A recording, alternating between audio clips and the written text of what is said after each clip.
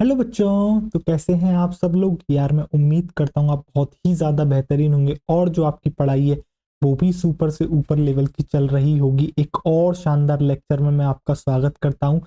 आज हम पढ़ रहे हैं बच्चा ह्यूमन रिप्रोडक्शन का लेक्चर 5। आपको याद होगा लेक्चर 1, लेक्चर 2, लेक्चर 3 और लेक्चर 4 में जो है आपको male reproductive system, female reproductive system के जितने भी पार्ट्स होते हैं वो सारे कवर कर दिए गए हैं। ठीक, अब जो हमारा आगे के टॉपिक्स आते हैं उसमें आता है बेटा गैमीटोजेनेसिस, यानी कि हम उन प्रोसेस के बारे में जानेंगे कि किस तरीके से आपके गैमीट्स का फॉर्मेशन होता है। आप जानते हो कि मेल के अंदर जो गैमीट होता है वो स्पर्म होता है, फीमेल के अंदर जो गैमीट होता है वो आपका ओवम होता है। तो इनका जो है किस तरीके से फॉर्मेशन होता है आप जानते हो। स्पर्म बनाने की जो प्रोसेस होती है उसको आप कहते हो स्पर्मेटोजेनेसिस। जो ओवम बनाने की प्रोसेस होती है उसको हम कहते हैं oogenesis। तो इनको अब हम डिटेल में पढ़ने वाले हैं। आज हम पढ़ेंगे स्पर्मेटोजेनेसिस के बारे में। कल के लेक्चर में हम पढ़ रहे होंगे बच्चा आपके oogenesis के बारे में। दोनों ही बहुत आसान है। ठीक, स्पर्मेटोजेनेसिस बहुत आसान है, oogenesis उससे और भी ज्यादा आसान है। पर कितना है, थोड़ा कॉन्सेंट्रेशन ज्यादा लगाना पड़ता है oogenesis पढ़ते समय। ठीक है, वहां पर कंसंट्रेशन थोड़ा हाइयर चाहिए आपको। बट मैं इतने बेहतरीन तरीके से ऊजेनेसिस पढ़ाऊंगा, मुझे विश्वास है कि आपने आज तक ऐसा ऊजेनेसिस नहीं पढ़ा होगा।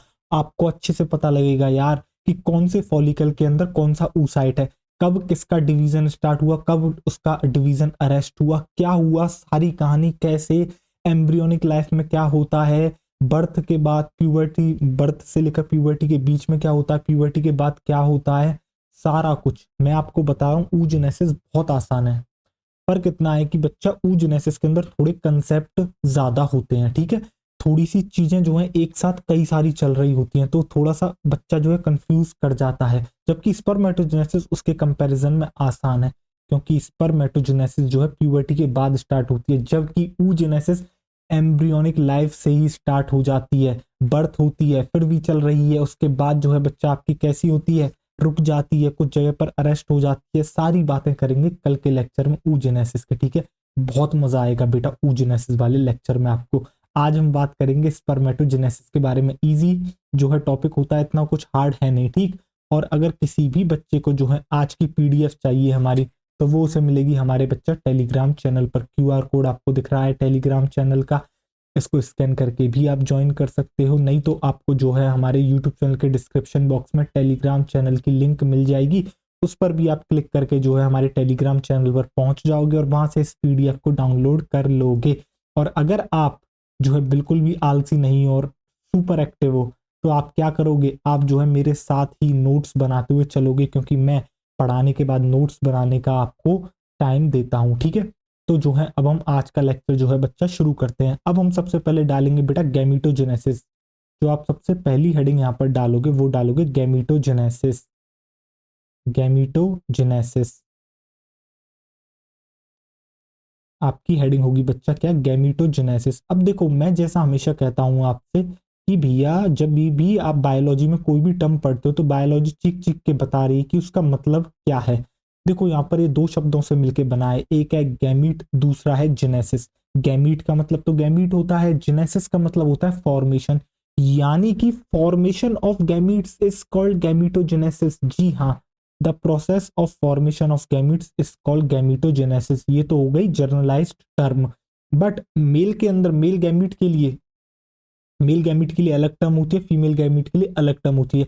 क्यों? क्योंकि मेल गैमीट का अपना एक नाम है जिसको कहते हो आप स्पर्म, फीमेल गैमीट का अपना एक नाम है जिसको आप कहते हो ओवम। ठीक है, तो क्या मैं यहाँ लिख सकता हूं सबसे पहले गैमीटोजेनेसिस में क्या लिखूंगा मैं, फॉर्मेशन ऑफ गैमीट्स।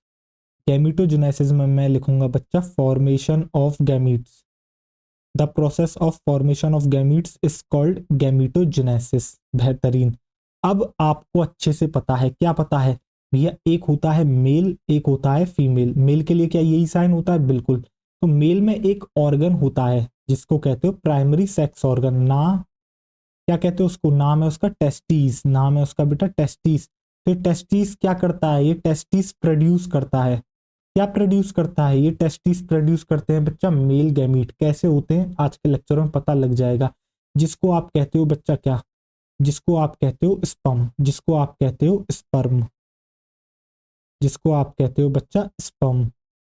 और करता कौन सी प्रोसेस से है ये, उस प्रोसेस का नाम क्या है, उस प्रोसेस का नाम अभी हम लिखेंगे, रुक जाओ मैं बताऊंगा क्या नाम है उस प्रोसेस का।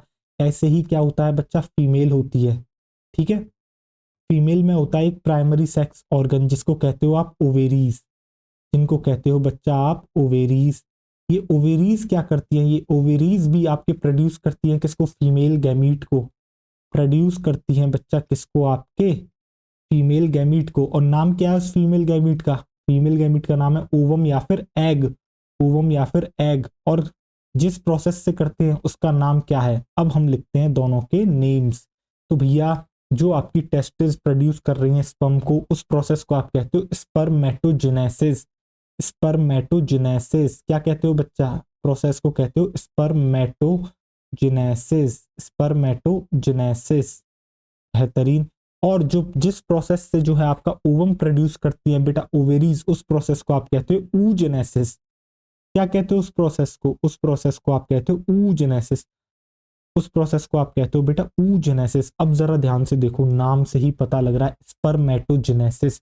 स्पर्मेटोजेनेसिस में से दो शब्द हैं देखो, एक है स्पर्म, दूसरा है जेनेसिस, यानी कि the process of formation of, genesis का मतलब क्या होता है, formation, the process of formation of sperm is called spermatogenesis.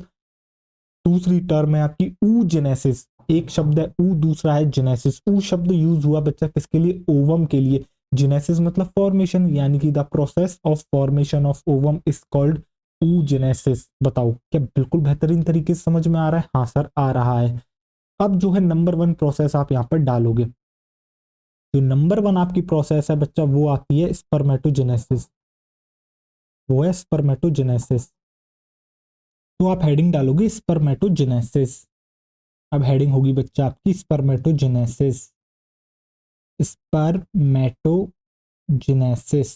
तो सबसे पहले हम क्या इसकी डेफिनेशन लिख लें, हाँ चलो सबसे पहले हम ऐसा करते हैं इसकी डेफिनेशन लिख लेते हैं। तो आपको पता है the process of formation of sperm, अब बनाता कौन है आपको पता है, टेस्टिस में बनते हैं।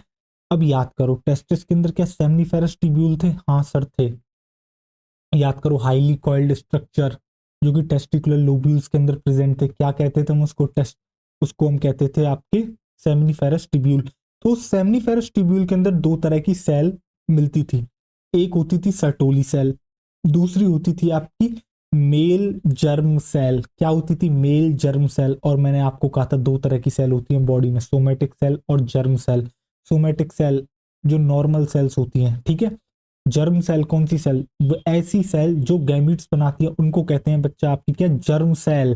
तो यानी कि जो मेल जर्म सेल थी जिसको स्पर्मेटोगोनिया भी कहते हैं, जी हाँ, तो आपके स्पर्म कौन बनाता है, स्पर्मेटोगोनिया बनाता है। तो मैं यहाँ पर डेफिनेशन में क्या लिखूंगा, process of formation of sperm from spermatogonia is called spermatogenesis. बताओ क्या आपको समझ में आया, वापस से बोलूंगा, the process of formation of sperms from spermatogonia is called spermatogenesis. तो आप यहाँ पर डेफिनेशन में लिखोगे बच्चा process of formation of sperms, process of formation of sperms from spermatogonia, from spermatogonia, from spermatogonia is called spermatogenesis, from spermatogonia is called spermatogenesis. अब मैंने आपको ये वाला बात पहले भी बता रखा है, आज लेक्चर की स्टार्टिंग हुई थी तब भी बताया था। जो आपकी स्पर्मेटोजेनेसिस होती है बच्चा, वो जो है आपकी प्यूबर्टी पर स्टार्ट होती है, और मेल्स के अंदर प्यूबर्टी आती है 12 टू 16 ईयर्स की एज में। और स्टार्ट होने की एज तो आपको पता लगी 12 से 16 साल। सर कब तक चलती है, तो भैया जो आपके ओल्ड मैन होते हैं ना उनके अंदर भी जो है स्पर्मेटोजेनेसिस चलती रहती है, यानी कि कंटिन्यू रहती है, किसके अंदर, ओल्ड मैंस के अंदर भी। यानी कि कोई इसकी कोई डेडलाइन, कोई फिक्स टाइम है ही नहीं इसका, ठीक है, कहो तो मृत्यु तक चले, अंत तक। तो आप लिखोगे बेटा दूसरा पॉइंट। सेकंड पॉइंट आप क्या लिखोगे स्पर्मेटोजेनेसिस में, आप लिखोगे बच्चा स्टार्ट्स एट प्यूबर्टी। तो भैया ये स्टार्ट होती है प्यूबर्टी पर, और प्यूबर्टी की जो एज है मेल्स के अंदर वो होती है 12 टू 16 ईयर्स। और कंटिन्यू रहती है कब तक, कोई मतलब फिक्स टाइम नहीं है। जैसे फीमेल्स में बेटा फिक्स टाइम होता है अराउंड 50 ईयर्स ऑफ एज, और जो स्टॉपिंग होती है ऊजेनेसिस, ऊजेनेसिस की उसको आप क्या कहते हो बेटा, मीनोपॉज कहते हो, ठीक है। And continues even in old men's, and continues even in old men's. तो बताओ क्या आपको यहां तक ये सारे पॉइंट समझ में आ गए। अब एक और बात मैं यहां पर लिख देता हूं, जैसे कि साइट। आपको वैसे पता है कि स्पर्मेटोगोनिया कहां पर प्रेजेंट है, बट मैं फिर भी लिख देता हूं। तो क्या साइट जो है बच्चा जहां पर ये हो रहा है, मैं लिख सकता हूं सेमनीफेरस ट्यूब्यूल्स। बिल्कुल, तो आप लिखोगे बच्चा अकर्स इन, आप लिखोगे बच्चा occurs in seminiferous tubules of testis, occurs in seminiferous tubules of testis, seminiferous tubules of testis. तो ये जो टेस्टिस की आपकी सेमनीफेरस ट्यूब्यूल्स होती है, उनके अंदर जो सेल होती है स्पर्मेटोगोनिया, जिसको मेल जर्म सेल भी कहते हैं, उसके अंदर आपको जो है स्पर्मेटोजेनेसिस देखने को मिलती है। अब जो है आप क्या करोगे बच्चा, पॉज करोगे और नोट डाउन कर लोगे। इसके बाद में आपको जो स्टेप्स होती हैं स्पर्मेटोजेनेसिस की, यानी कि किस तरीके से जो है स्पर्मेटोगोनिया से कहानी शुरू होके स्पर्म बनने तक की पूरी कहानी को अब हम पढ़ने वाले हैं। बताओ क्या तैयार हो बेहतरीन तरीके से, बताओ है ना, तैयार हो। तो आप पहले तो इसको पॉज करो, नोट डाउन करो, उसके बाद जो है अब हम फिर शुरू करते हैं आगे का। कर लिया नोट डाउन, हो गया। अब देखो आगे, अब देखो आगे, आगे आप क्या लिखोगे, आप लिखोगे बच्चा यहाँ पर हेडिंग डालोगे आप, हेडिंग होंगी आपकी steps of spermatogenesis, steps of spermatogenesis, steps of spermatogenesis. तो देखो कहानी शुरू होती है बच्चा आपकी मेल जर्म सेल से, कहानी शुरू होगी आपकी बच्चा मेल जर्म सेल से। तो देखो इस तरीके से होती है बच्चा आपकी क्या, एक मेल जर्म सेल क्या होती है बच्चा, होती है आपकी क्या मेल जर्म सेल, जिसकी प्लॉइडी क्या होती है, डिप्लॉइड, जिसकी प्लॉइडी होती है बेटा 2n, दैट इज डिप्लॉइड। ये जो आपको सेल दिख रही है बच्चा, ये जो आपको सेल दिख रही है, इसको मैं कहता हूं आपके क्या, स्पर्मेटोगोनिया या फिर स्पर्मेटोगोनियम। इसको मैं कहता हूं बच्चा स्पर्मेटोगोनियम। इस सेल को मैं कहता हूं बच्चा क्या, स्पर्मेटोगोनियम। अब पता है क्या होता है, ये जो स्पर्मेटोगोनियम होती है जिसकी प्लॉइडी है बेटा 2n, दैट इज डिप्लॉइड, ये करती है बेटा रिपीटेटिव डिवीजन। क्या करती है, रिपीटेटिव डिवीजन। और कौन से डिवीजन करती है, ये करती है माइटोटिक डिवीजन। यानी कि बेसिकली ये क्या करती है, अपना नंबर बढ़ाती है। तो देख ये क्या करेगी, ये करेगी तेरा रिपीटेटिव डिवीजन, ये करेगी तेरा रिपीटेटिव डिवीजन। देख तो यहां पर ये क्या कर रही है, ये कर रही है तेरा माइटोसिस, ये करती है बच्चा तेरा क्या, माइटोसिस, ये करती है तेरा क्या बच्चा, माइटोसिस। जो स्पर्मेटोगोनियम है बच्चा, ये करती है माइटोसिस, यानी कि अपने नंबर को इंक्रीज करती है। माइटोसिस कैसा डिवीजन होता है सर, ये होता है सर इक्वेशनल डिवीजन, यानी कि क्रोमोसोम की जो क्रोमोसोम नंबर चेंज नहीं होते, यानी कि प्लॉइडी में कोई भी चेंज आपको यहाँ पर देखने को नहीं मिलता है, बस जो नंबर होता है वो 1 से 2 हो जाता है। अब ये जो सेल्स आई हैं ये भी क्या करेंगी बच्चा, ये भी तेरा क्या करेंगी, डिवीजन करेंगी, ये भी तेरा क्या करेंगी, डिवीजन करेंगी, ये भी तेरा डिवीजन करेंगी। देख इस तरीके से जो है बच्चा फर्दर डिवीजन आपका चलता रहेगा। मैं 2 बार ही आपको डिवीजन करके दिखा रहा हूं, माइटोसिस। ठीक, अब देख 2 से क्या होंगी, 4 सेल बन जाएंगी तेरी। तो इस तरीके से क्या होगा, डिवीजन यहां भी नहीं रुकेगा, डिवीजन और चलता रहेगा, बट हम यहीं पर रुक जाएंगे। ठीक, अब ये जो फेज हुआ है बच्चा, जिसके अंदर आपका क्या हुआ है, जो ये रिपीटेटिव डिवीजन हुआ है, माइटोसिस हुआ है, इसको हम कहते हैं मल्टीप्लिकेशन फेज। इसको हम क्या कहते हैं, इसको हम कहते हैं बच्चा आपका मल्टीप्लिकेशन फेज, इसको हम कहते हैं मल्टीप्लिकेशन फेज, इसको हम कहते हैं बच्चों आपका क्या, मल्टीप्लिकेशन फेज। इसको कहा जाता है आपका मल्टीप्लिकेशन फेज, मल्टीप्लिकेशन फेज। अब होगा क्या, ये जो आपको दिख रही है बच्चा आपकी, ये जो स्पर्मेटोगोनिया जिन्होंने डिवाइड कर करके जो है आपका क्या करा है, मल्टीपल टाइम्स रिपीटेड डिवीजन आपका जो इन्होंने कर लिया है। अब इनमें से क्या होगा, एक सेल क्या होगी बच्चा, आपकी ग्रोथ शो करेगी। एक सेल को मैं पकड़ लेता हूं और वो क्या करेगी, आपकी ग्रोथ शो करेगी। एक सेल को आप यहां से पकड़ लोगे, जैसे कि मैंने इस सेल को ले लिया। अब ये क्या करेगी, ये जो है बच्चा आपके ग्रोथ फेज में जाएगी। और what do you mean by growth phase, आप ग्रोथ फेज से समझते क्या हो, मैं आपको बताता हूँ। ग्रोथ का मतलब है बच्चा, इसका जो साइटोप्लाज्म है ना वो आपका क्या हो जाएगा, इंक्रीज हो जाएगा। जो साइटोप्लाज्मिक कंटेंट है इसके अंदर का वो बढ़ जाएगा। तो देख इसका साइज क्या होगा, इस तरीके से तेरा इसका साइज क्या होगा बेटा, बढ़ जाएगा। क्या इसका साइज बढ़ गया, प्लॉइडी इसकी क्या है, दैट इज 2n, इसकी प्लॉइडी है बच्चा 2n।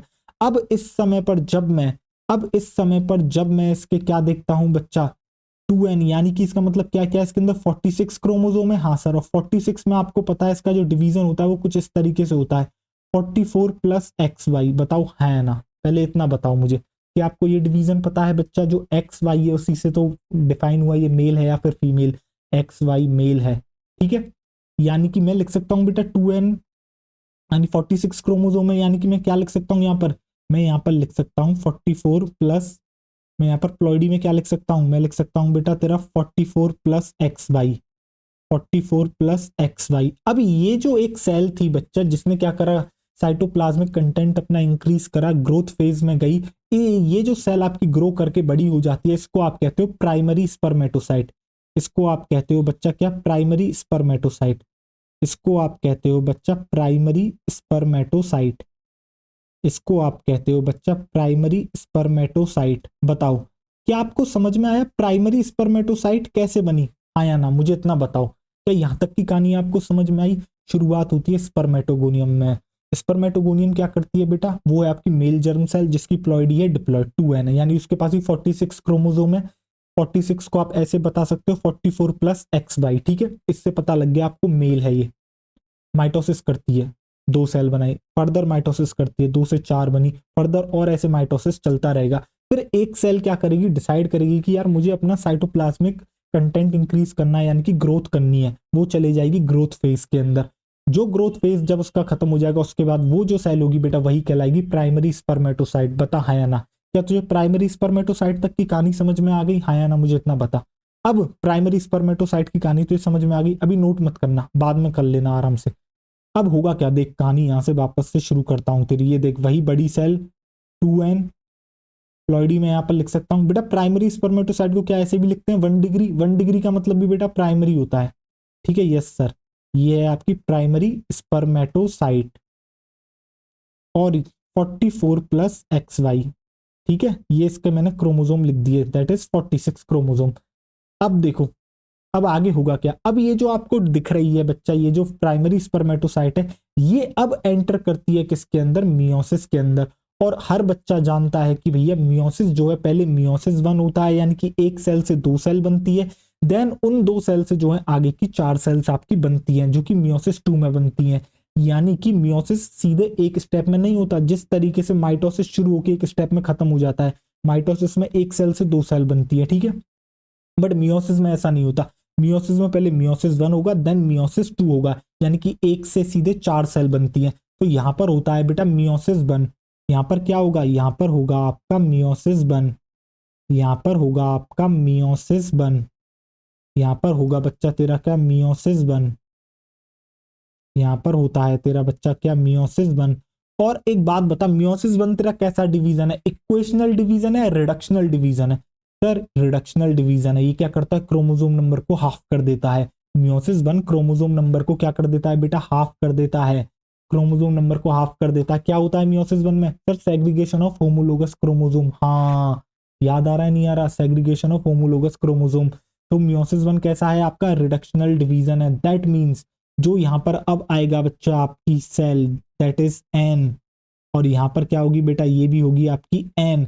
अब अगर मैं यहां पर इसकी प्लॉइडी लिखना चाहूं तो क्या बेटा ऐसे ही लिखूंगा 22 प्लस एक्स, बता हाँ या ना, 22 प्लस एक्स और 22 प्लस वाई। देख रहा है क्रोमोसोम आधे हो गए, 23 क्रोमोसोम एक तरफ गए, 23 क्रोमोसोम दूसरी तरफ गए, बेटा एक्स वाई था, एक गैमीट के पास एक्स गया, दूसरे गैमीट के पास वाई गया, बता हाँ या ना।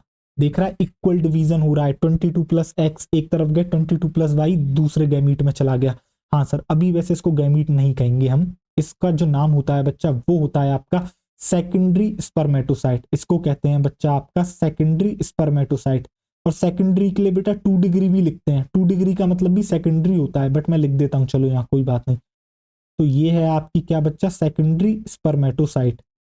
इसको कहते हैं आपका सेकेंडरी स्पर्मेटोसाइट। ये है आपकी सेकेंडरी स्पर्मेटोसाइट, ये है बच्चा आपकी सेकेंडरी स्पर्मेटोसाइट।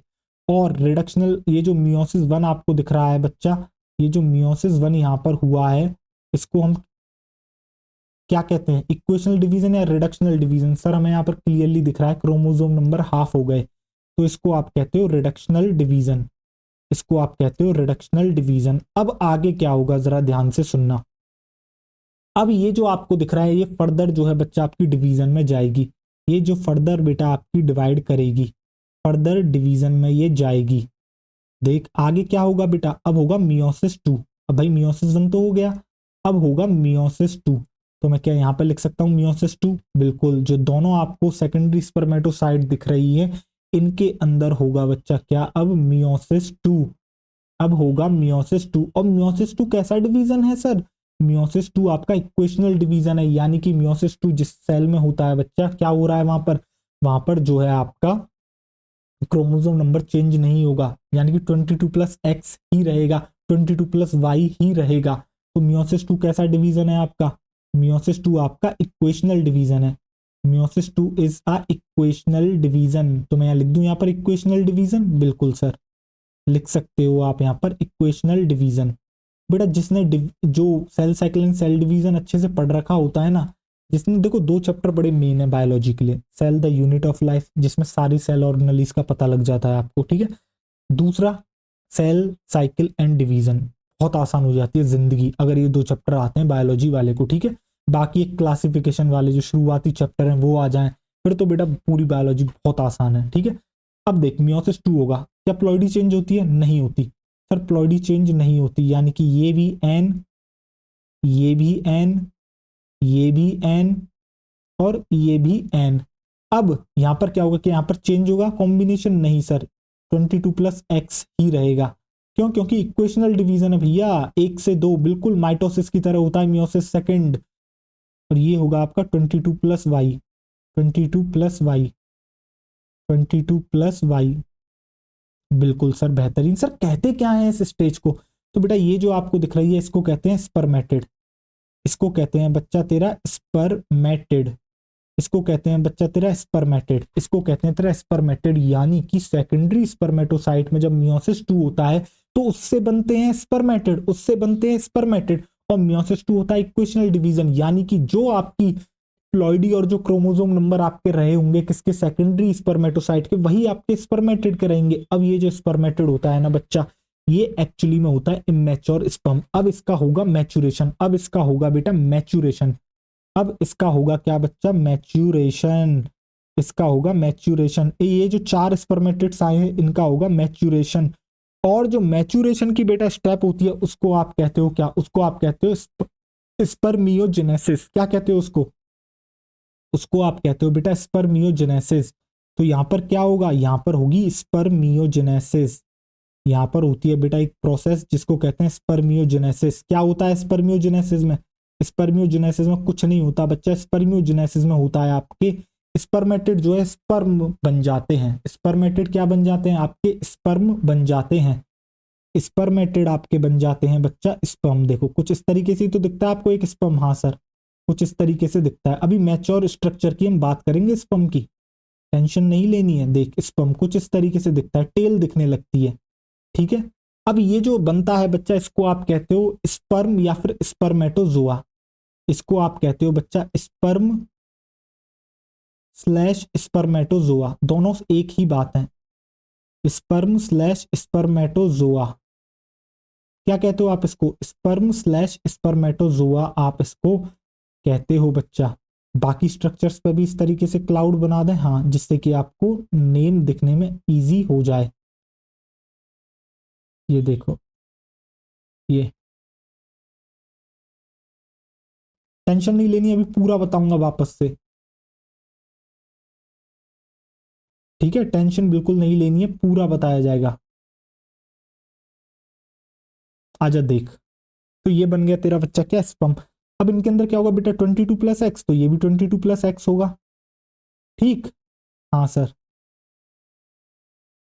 ये भी 22+X होगा। भाई प्लॉइडी थोड़ी बदल रही है, सिर्फ क्या हुआ है यहाँ पर सर, यहाँ पर सिर्फ एक ही प्रोसेस हुई है, वो है इनका मैचुरेशन, वो हुआ है इनका मैचुरेशन। बता क्या तुझे कहानी पूरी समझ में आ गई, हाँ या ना, मुझे इतना बता।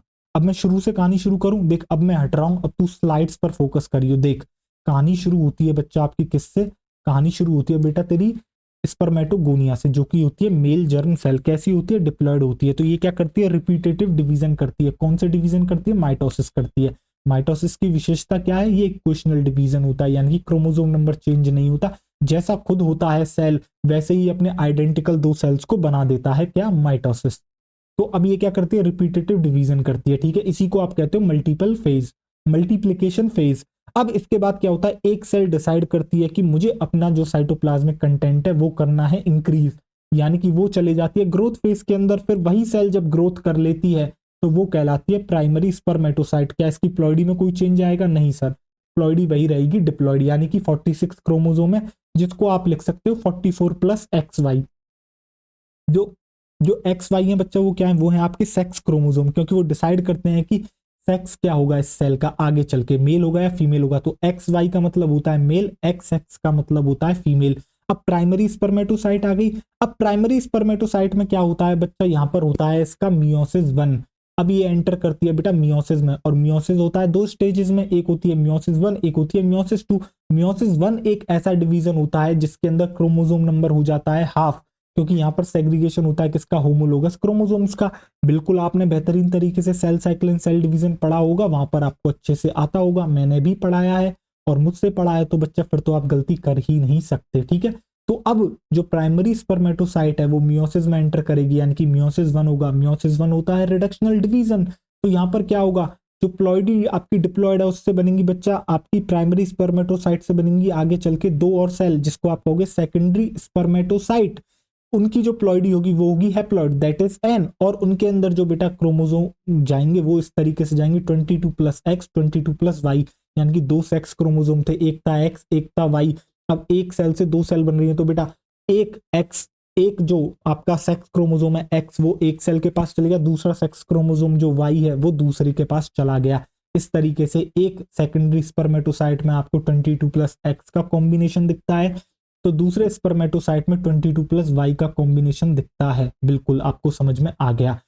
अब इसके बाद क्या होता है, सेकेंडरी स्पर्मेटोसाइट बेटा जो है क्या करती है, मियोसिस 2 में एंटर करती है, और मियोसिस 2 होता है बिल्कुल माइटोसिस की तरह। यहाँ पर होता है बच्चा क्या, इक्वेशनल डिवीजन। यहाँ पर क्या होता है बेटा, सेग्रीगेशन होता है किसका बेटा, सिस्टर क्रोमेटिड्स का सेग्रीगेशन होता है यहाँ पर, बिल्कुल सर। फिर क्या होता है बच्चा, सेकेंडरी स्पर्मेटोसाइट जैसे ही मियोसिस 2 में जाती है तो वो बनाती है स्पर्मेटिड, वो बनाती है स्पर्मेटिड। प्लॉइडी में कोई चेंज आएगा, नहीं आएगा, क्रोमोसोम में कोई चेंज आएगा, नहीं आएगा, तो स्पर्मेटिड में भी बेटा 22+X का कॉम्बिनेशन ही दिखेगा।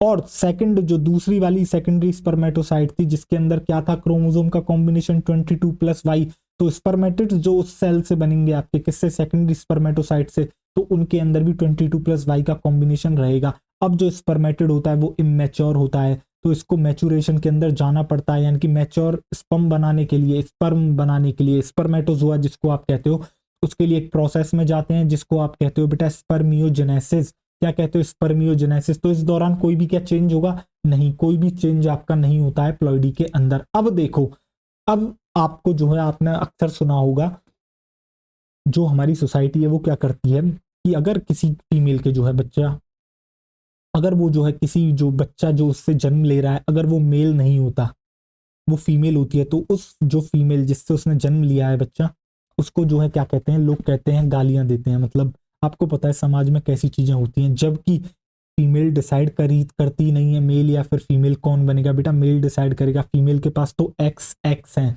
आप समझ रहे हो, वो तो हमेशा 22+X वाला ही गैमीट बनाएगी। मेल डिसाइड करता है कि 22+X 22+Y। आप देख रहे हो यहाँ पर दो तो बने 22+X वाले, दो बने 22+Y वाले। अब अगर 22+Y वाला जो है, ये जो स्पर्म है 22+Y वाला ओवम से जाके मिल जाए, ओवम की तो फिक्स है बेटा 22+X, क्योंकि फीमेल कैसे होती है 44+XX होती है, यानी कि वो डिसाइड नहीं करती जेंडर, बच्चे का जेंडर डिसाइड करता है मेल।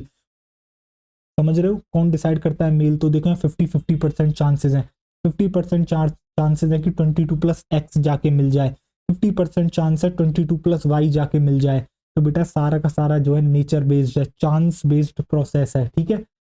बट डिसाइड कौन करता है? मेल, यानी कि कमी है तो वो मेल के अंदर है कि वो जो है एक मेल को जन्म नहीं दे पा रहा है, ठीक है। गलती वैसे उसकी भी नहीं है यार, चांस बेस्ड जो है ये पूरी की पूरी प्रोसेस है, आपकी आंखों के आगे दिख रहा है। देख रहे हो नेचर ने कितना बेहतरीन तरीके से चुना है, नेचर ने नहीं करी कोई भाई, नेचर ने 50-50% बनाए हैं। देख यहाँ पर 4 गैमीट बने, 2 गैमीट तेरे 22+x वाले बने यानी कि स्पर्म, और 2 स्पर्म बने 22+y वाले। अब कौन सा जाके बेटा वहां फर्टिलाइज करेगा? वो डिसाइड करेगा कि जो होने वाला बच्चा है उसका जेंडर क्या होगा, वो मेल होगा या फीमेल होगा। तो बच्चा अब आप क्या करोगे? अब आप इसको करोगे नोट डाउन। मैंने पूरी प्रोसेस समझा दी है अच्छे से, आप जो है यहाँ से पॉज करोगे और नोट डाउन कर लोगे।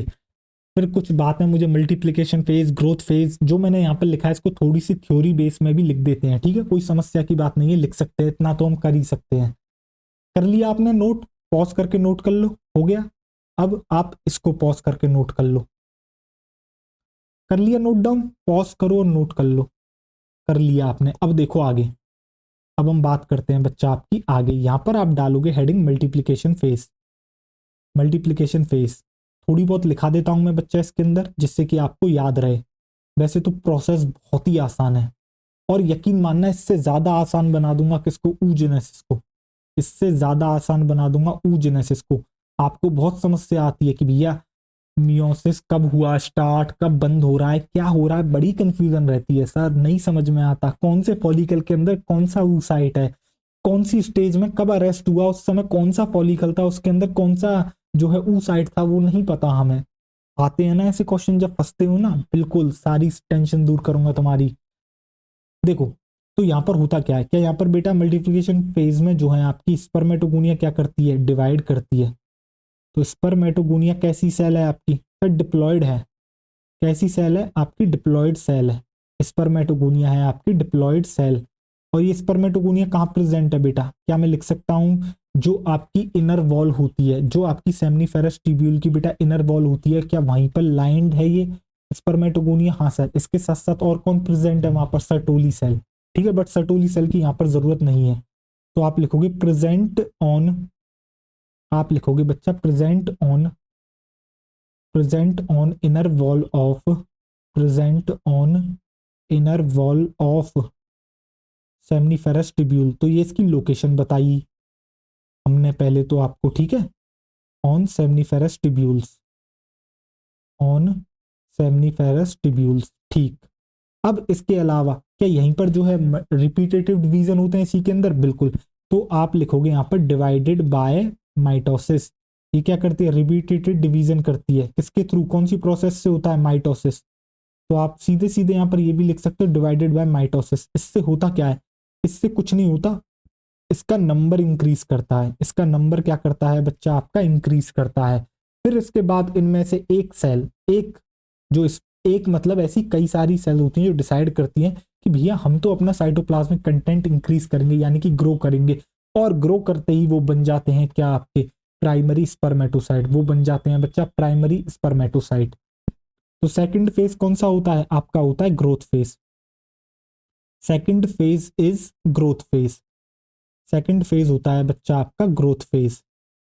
सेकंड फेज होता है बच्चों आपका ग्रोथ फेज। तो ग्रोथ फेज में क्या होता है? ग्रोथ फेज में बच्चा क्या होता है? सम, आप लिखोगे बच्चा सम स्पर्मेटोगोनिया, सम स्पर्मेटोगोनिया। तो क्या होता है? सम स्पर्मेटोगोनिया क्या करती हैं? वो डिसाइड करती हैं क्या करने का? वो डिसाइड करती हैं ग्रो करने का। और ग्रो का मतलब क्या है यहाँ पर? ग्रो का मतलब है साइटोप्लाज्मिक कंटेंट इंक्रीज करना।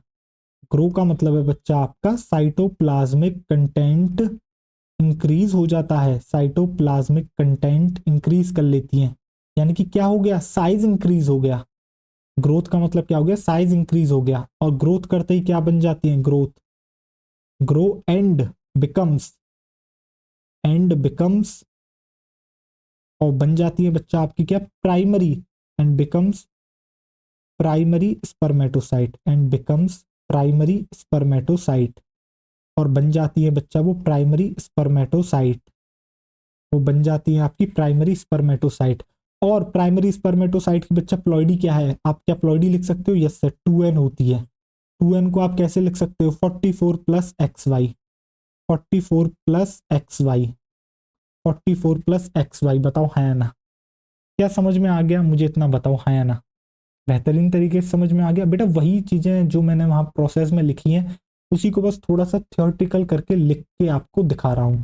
आप क्या करोगे, पॉज करोगे, नोट डाउन कर लोगे। इसके बाद क्या होगा, ये एक प्राइमरी स्पर्मेटोसाइट जाएगी मियोसिस 1 के अंदर, उससे बनेंगी 2 सेकेंडरी स्पर्मेटोसाइट, और फिर जो 2 सेकेंडरी स्पर्मेटोसाइट हैं वो एंटर करेंगी मियोसिस 2 के अंदर, जिससे बनेंगी 4 स्पर्मेटिड्स, जिससे बनेंगे 4 स्पर्मेटिड्स।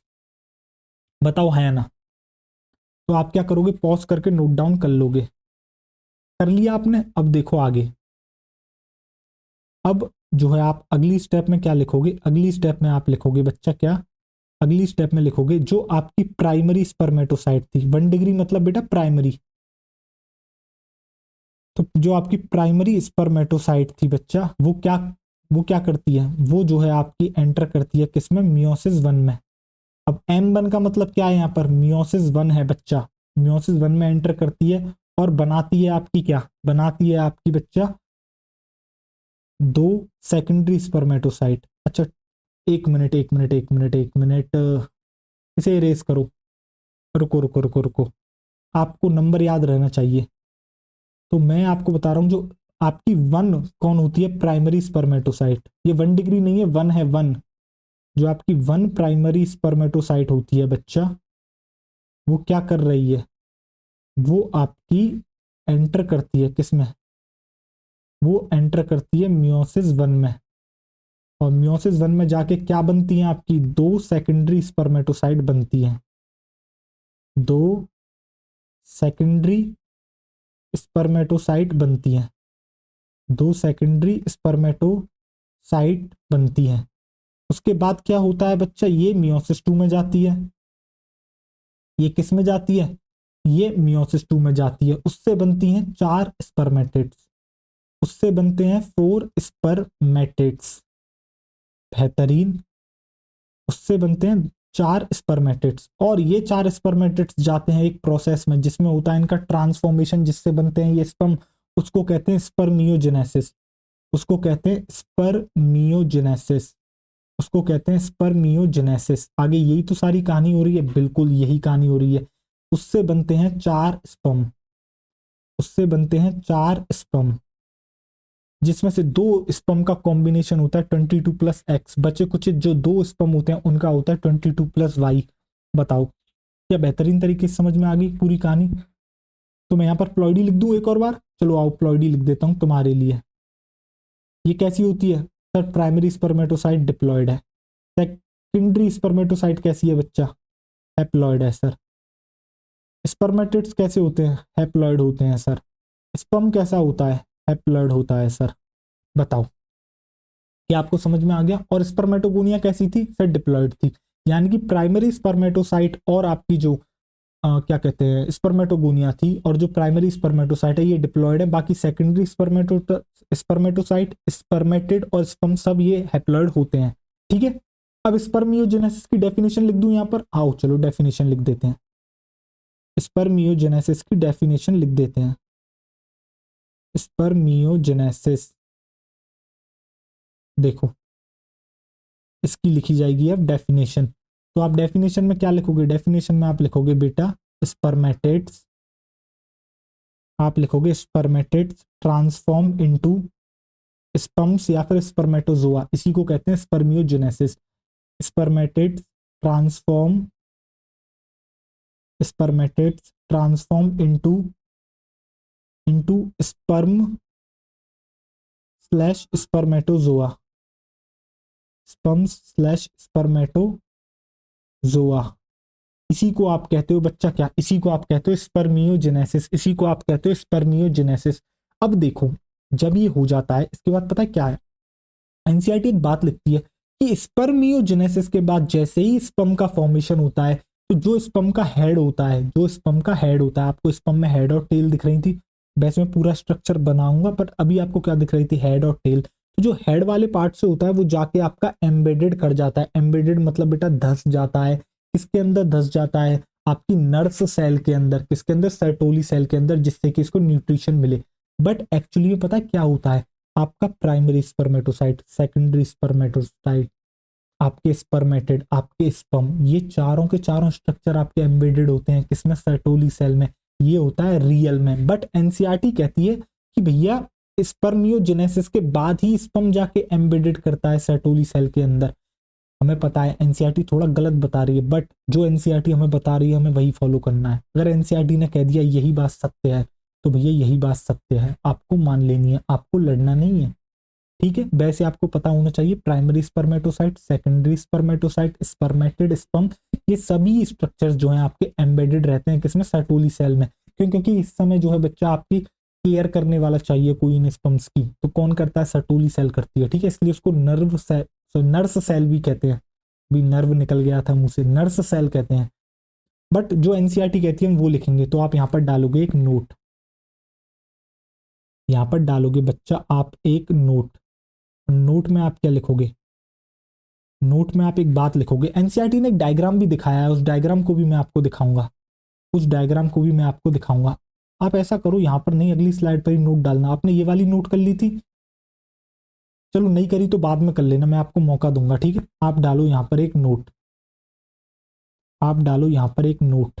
अभी मैं आपको समझाता हूँ, रुक जाओ, नोट करने का मौका दूंगा, टेंशन मत लेना। ठीक है, तो आप यहाँ पर क्या लिखोगे? नोट के अंदर लिखोगे आफ्टर स्पर्मियोजेनेसिस, आफ्टर स्पर्मियोजेनेसिस। तो भैया स्पर्मियोजेनेसिस के बाद क्या होता है? आफ्टर स्पर्मियोजेनेसिस स्पर्म्स हेड, तो आप लिखोगे स्पर्म का जो हेड होता है, sperms head, sperms head become embedded, become embedded. Embedded का मतलब होता है बेटा धंसना। जिस तरीके से आप कभी किसी थोड़ी सी गीली मिट्टी के अंदर पैर रखो तो आपका पैर कैसे अंदर धंसने लग जाता है, ठीक है, उसी को कहते हैं एम्बेडेड। ठीक है, become embedded, become embedded in Sertoli cells, become embedded in Sertoli cells, become embedded in Sertoli cells। तो Sertoli cells के अंदर क्या होता है? बच्चन का जो हेड होता है वो धस जाता है। ठीक है, अब होता क्या है बेटा? धस गया। अब देख मैं तुझे स्ट्रक्चर याद दिलाता हूँ। कुछ इस तरीके से मैंने तेरी सेमनीफेरस ट्यूब्यूल का ट्रांसवर्स सेक्शन बनाया था। यहाँ पर कुछ इस तरीके से मैंने दिखाई थी एक सेल। क्या इसी सेल को मैंने सर्टोली सेल कहा था? और ये थी आपकी मेल जर्म सेल, ये थी मेल जर्म सेल। सपोज कर ये तेरा स्पर्म का हेड इस तरीके से धसा हुआ है, तो ये जो बीच वाला रीजन तुझे दिख रहा है ना बच्चा, इसको मैं कहता हूं तेरा ल्यूमेन। ये था तेरा ल्यूमेन, बता हाँ या ना, क्या तुझे याद आ रहा है? ये है बेटा इसकी पेरीफेरी, ये है इसका ल्यूमेन। कभी कोई ट्यूब देखा है? हाँ देखा होगा, देख इस तरीके से होता है तेरा एक ट्यूब। तो ये जो बीच का खाली स्पेस है बच्चा, ये देख, ये क्या है? ये तो तेरे बेटा आउटर वॉल हो गई, और ये क्या है? तेरा खाली स्पेस है बीच का। बता कुछ ऐसा ही होता है क्या एक पाइप? हाँ या ना? मैंने थिकनेस जो है थोड़ी ज्यादा दिखाई है, समझ रहा है? मैंने एक ऐसा पाइप बनाया जिसकी थिकनेस ज्यादा है। तो देख इस तरीके से देख, अब इसकी थिकनेस क्या है? तो ये ज्यादा दिख रही है, पर बीच में जो तुझे होल दिख रहा है जिसमें मेरी उंगली बाहर अंदर बाहर हो रही है, दिख रही है? तो ये जो बीच का स्पेस है बच्चा, क्या ये ल्यूमेन है? हाँ सर। तो अब देख, अब देख जरा ध्यान से, मैं तुझे बताता हूँ। देख हुआ क्या, ये जो तेरा हेड दिख रहा है तुझे, रुक, ये सर्टोली सेल है, ठीक है बढ़िया। ये क्या हो गई तेरी, ये वाला जो स्पेस है तेरा हो गया बेटा ल्यूमेन, ठीक है बेहतरीन। तो यहाँ पर क्या हुआ, इस तरीके से स्पर्म का हेड जो है बेटा सर्टोली सेल में एम्बेडेड हो गया। अब जब ये यहाँ से रिलीज होगा तो क्या ये इसी ल्यूमेन में जाएगा? हाँ या ना, मुझे इतना बता। जब ये जो सर्टोली सेल में तेरा सर धसा हुआ है स्पर्म का, जब ये रिलीज होगा यहाँ से, क्या ये ल्यूमेन में जाएगा? हाँ या ना, मुझे इतना बता। एक बार एनसीईआरटी से एक सवाल आ गया था, थोड़ा कंट्रोवर्शियल सवाल हो गया था, बट एनसीईआरटी जो क्वेश्चन आया था ना बेटा नीट में, वो क्वेश्चन सही था।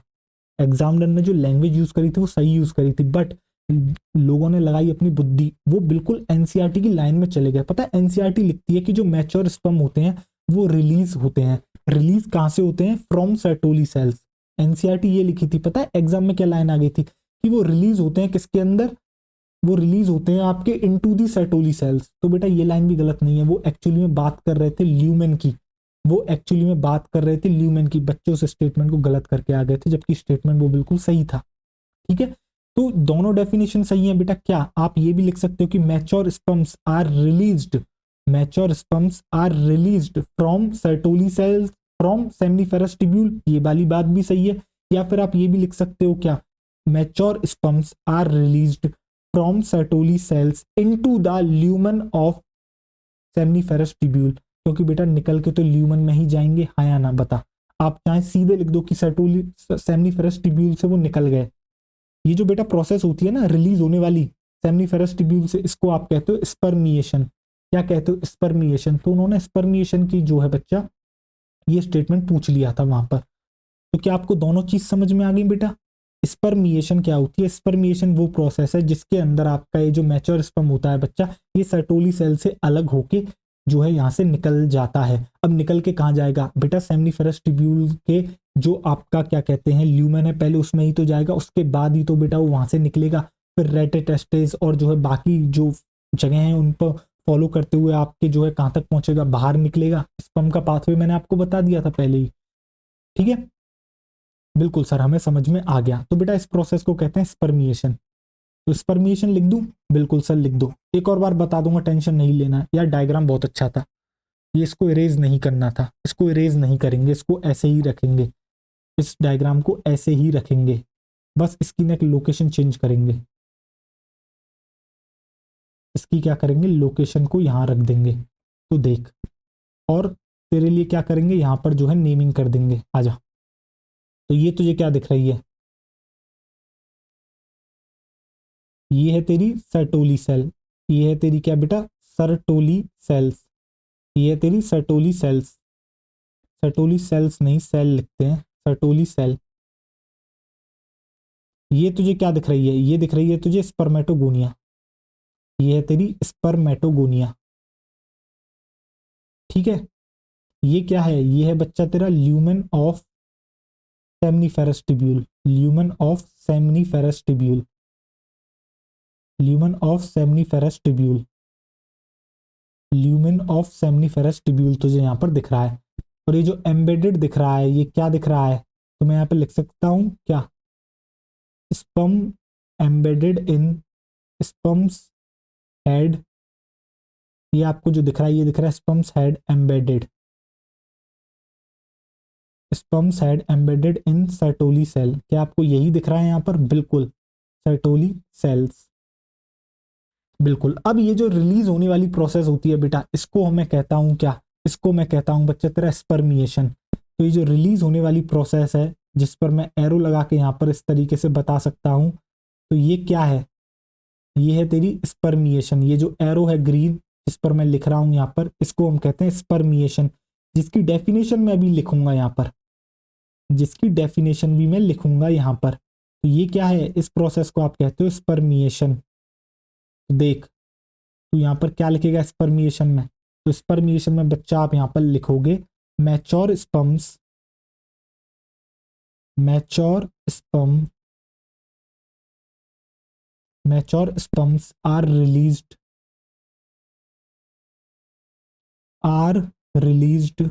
From Sertoli cells, from Sertoli cells into the lumen of into the lumen of। वैसे बेटा जो करेक्ट डेफिनेशन है वो ल्यूमेन वाली बिल्कुल सही है, क्योंकि इससे क्लियरली और स्पष्ट रूप से पता लग रहा है कहाँ छूट के जा रहे हैं। तो सबसे पहले ल्यूमेन में जाते हैं, किसके, सेमनीफेरस ट्यूब्यूल के, वहां से रेटेटेस्टिस, उसके बाद वासा एफ्रेंशिया, देन आपके बेटा किस में जाते हैं आगे, एपिडिडाइमस, उसके बाद वास डिफरेंस। फिर वास डिफरेंस निकलती है, एक लूप बनाती है यूरिनरी ब्लैडर के ऊपर वास डिफरेंस। फिर किसके साथ मिल जाते हैं, जो सेमनी आपकी जो सेमेनल वेसाइकिल की डक्ट आती है उसके साथ मिलकर कॉमन इजेक्युलेटरी डक्ट में स्पर्म पहुंच गए, फिर यूरेथ्रा में आ जाते हैं। क्या यही पाथवे था, बिल्कुल सर यही था, into the lumen of seminiferous tubules. और एक और डेफिनेशन आप लिख सकते हो, यहां पर लिखोगे और करके, और रिलीज के बाद लिख सकते हो आप, रिलीज के बाद मैं यहाँ पर एरो लगाता हूँ जिससे आपको याद रहे, और करके आप ये भी लिख सकते हो रिलीज्ड फ्रॉम सेमनीफेरस ट्यूब्यूल। बेटा ये डेफिनेशन भी आ जाए तो ये वाली बात भी सही है, ऑल दो इसमें इतना क्लियरली पता नहीं लगता, बट बेटा रिलीज तो सेमनीफेरस ट्यूब्यूल से हो ही रहे ना। तो दोनों ही डेफिनेशन आपकी क्या है बेटा, सही है। किसके रेस्पेक्ट में, स्पर्मिएशन के रेस्पेक्ट में।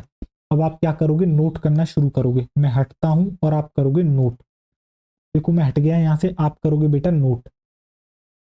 आप यहाँ पर इसको पॉज करोगे और नोट डाउन कर लोगे। पॉज करो और नोट डाउन करो। कर लिया? पॉज करके नोट डाउन बच्चा, हो गया नोट डाउन। अब देख आगे, अब इस स्लाइड को आप नोट डाउन कर लो। अब इस स्लाइड को आप क्या करोगे बच्चा, नोट डाउन कर लोगे। कर लिया आपने नोट डाउन इस स्लाइड को भी? ठीक है, बढ़िया। अब इस स्लाइड को नोट डाउन करो आप। हो गई नोट डाउन? बताओ, नोट डाउन कर लिया आपने? हाँ सर कर लिया। अब देख नोट डाउन कर लिया ना? हाँ। अब यार वीडियो पॉज हो गई थी, चल रही है ना? हाँ चल रही है। एक और मैं हट जाता हूँ, किसी को नोट डाउन करना हो तो बच्चा कर ले पॉज करके। अब देख आगे। अब देख यहाँ पर एक टेबल लाया हूं मैं तेरे लिए, जिसमें मैंने पूछा है तेरी स्पर्मेटोगोनियम की प्लॉइडी क्या है। क्या बेटा वो 2n थी डिप्लॉयड? हाँ सर। प्राइमरी स्पर्मेटोसाइट की प्लॉइडी क्या है सर? 2n, क्योंकि यही जो है क्या करती है, माइटोसिस से डिवाइड करती है और फिर अपना साइटोप्लाज्मिक कंटेंट इंक्रीज कर लेती है। स्पर्मेटोगोनिया वही प्राइमरी स्पर्मेटोसाइट कहलाती है। बट प्राइमरी स्पर्मेटोसाइट से सेकेंडरी स्पर्मेटोसाइट बनाने में मियोसिस 1 होता है, जिससे प्लॉइडी हो जाती है इसकी हैप्लॉइड। स्पर्मेटिड कैसे बनते हैं? सेकेंडरी स्पर्मेटोसाइट से होता है बच्चा आपका मियोसिस सेकंड, उससे बनते हैं आपके स्पर्मेटिड, प्लॉइडी होती है एन। और स्पर्मेटिड से स्पर्मेटोजोआ यानी कि बेटा मैचुरेशन होता है, स्पर्मियोजेनेसिस, प्लॉइडी रहती है सेम एन। क्रोमोसोम नंबर क्या रहेंगे बच्चा? क्रोमोसोम नंबर रहेंगे 46।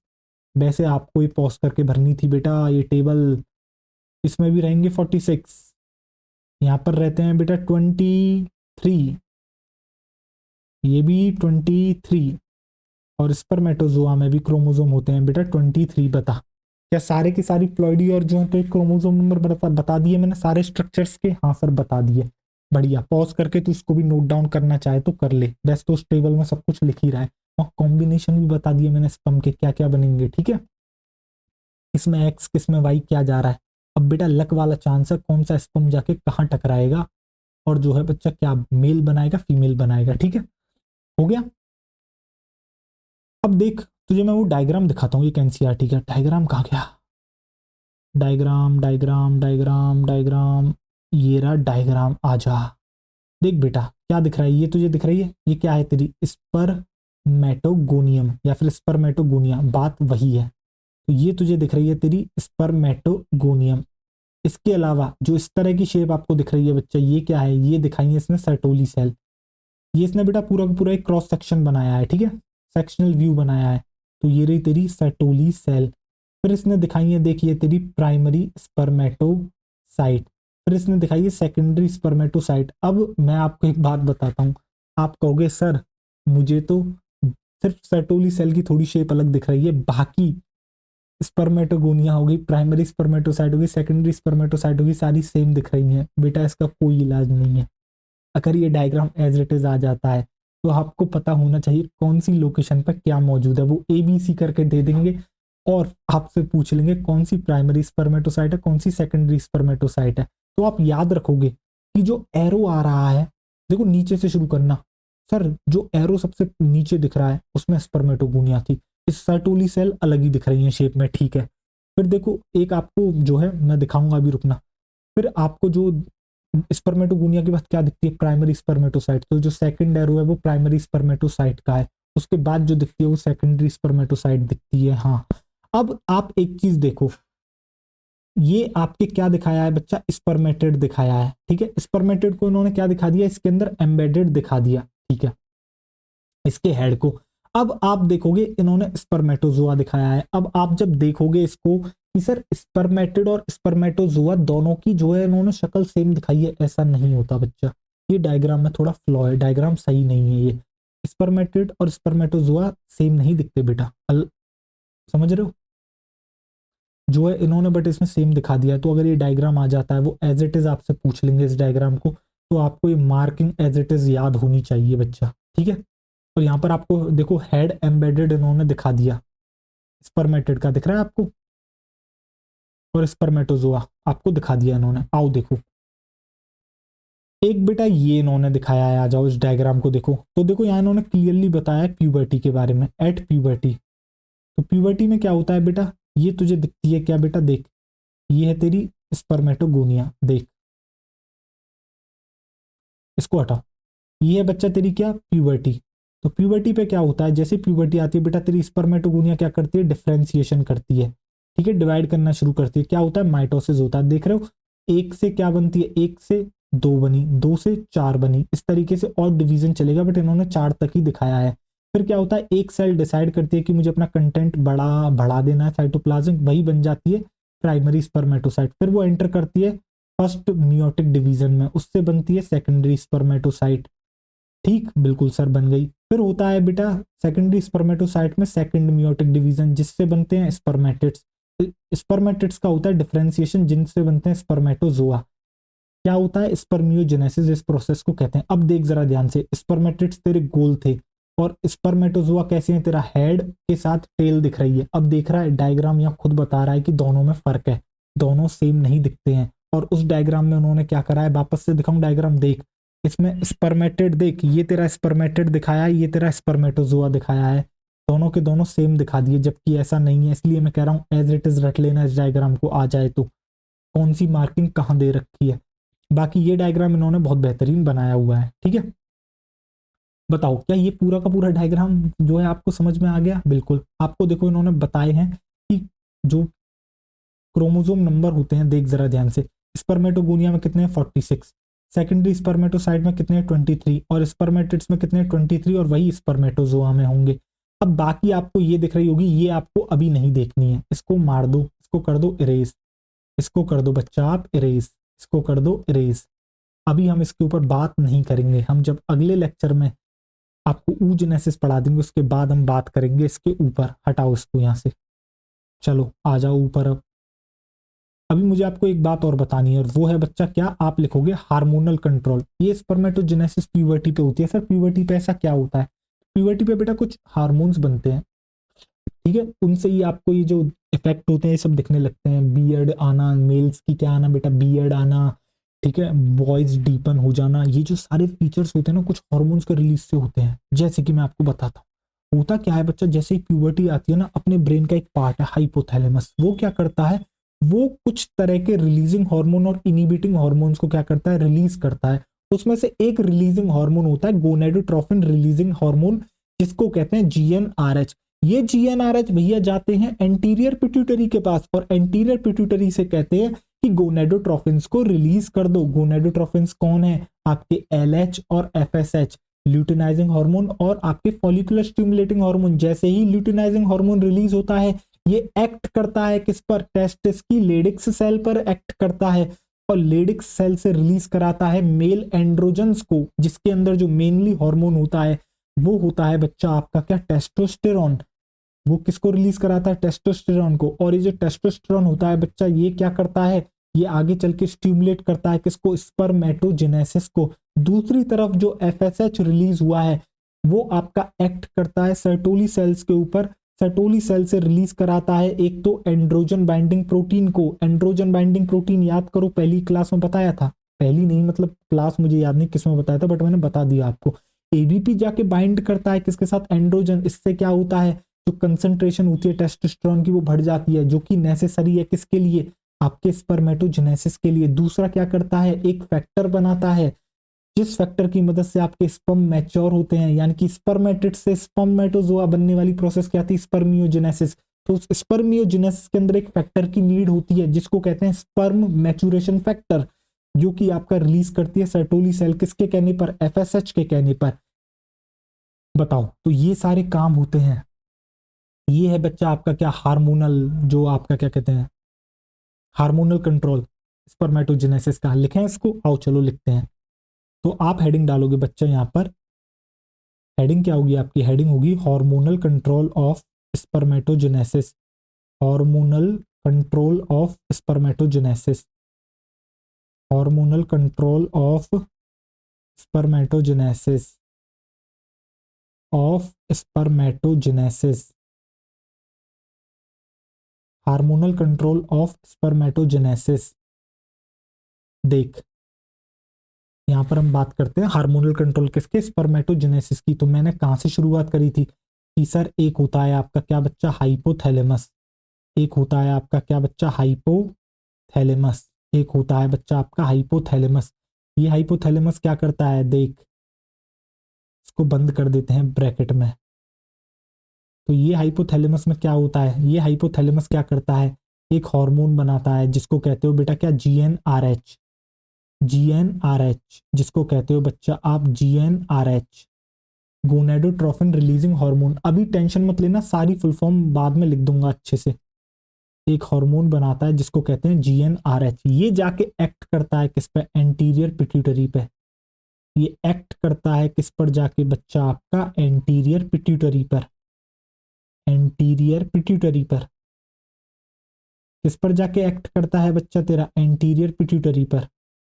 ये जाके एक्ट करेगा तेरे एंटीरियर पिट्यूटरी पर, और एंटीरियर पिट्यूटरी पर एक्ट करके क्या करेगा, कहेगा, उससे कहेगा कि आपको रिलीज करने हैं दो हॉर्मोन्स, आपको रिलीज करने हैं दो हॉर्मोन्स, आपको रिलीज करने हैं क्या, आपके दो हॉर्मोन्स, दो हॉर्मोन्स आपको रिलीज करने हैं। एक हार्मोन का नाम है बेटा LH, एक हार्मोन का नाम है बेटा LH, दूसरे हार्मोन का नाम है FSH। LH मतलब ल्यूटिनाइजिंग हार्मोन, FSH मतलब आपका होता है बच्चा, FSH मतलब फॉलिकुलर स्टिमुलेटिंग हार्मोन। जो LH होता है, फुल फॉर्म लिखा दूंगा, टेंशन मत लेना। जो LH होता है बेटा वो एक्ट करता है किस पर, लेडिक्स सेल्स पर, या फिर जिसको इंटरस्टिशियल सेल भी कहते हैं। FSH एक्ट करता है बच्चा किस पर, आपके सर्टोली सेल्स पर। FSH एक्ट करता है सर्टोली सेल्स पर। इनको भी ब्रैकेट में बंद कर देंगे, आ जाते एक बॉक्स में बंद कर दिया। ये देख, बेहतरीन। तो LH किस पर एक्ट करा, लेडिक सेल पर।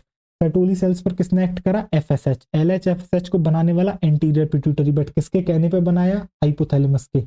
ठीक सर, समझ में आ गया। अब ये करेगा क्या, जैसे ही LH आता है बेटा लेडिक सेल के पास, इसको पता लग जाता है क्या करना है। तो इसको क्या पता लगता है, इसको पता लग गया क्या करना है। तो ये क्या करता है, ये जो है बच्चा इसके बाद करता है आपका क्या, ये जो है आपका बनाता है क्या बच्चा, एंड्रोजन्स। मेल एंड्रोजन्स क्या होते हैं, एंड्रोजन्स बेटा जो मेल हॉर्मोन्स होते हैं ना, उन्हीं को आप एंड्रोजन्स कहते हो। एंड्रोजन क्या है, एक बड़ा ग्रुप है जिसके अंदर एक हार्मोन आपका आता है जिसको कहते हो टेस्टोस्टेरोन। तो मेनली ये किसको बनाने का काम कर रहा है, टेस्टोस्टेरोन को बनाने का काम करता है। तो मेनली ये किसको बना रहा है, ये आपका बना रहा है बच्चा टेस्टोस्टेरोन को। तो मेनली ये बना रहा है टेस्टोस्टेरोन को। एंड्रोजन्स में मेनली किसको बना रहा है, लेडिक सेल टेस्टोस्टेरोन को बना रहा है, टेस्टोस्टेरोन को बना रहा है। ठीक है, टेस्टोस्टेरोन को इसने बना दिया, बढ़िया करा, चलो बहुत बेहतरीन।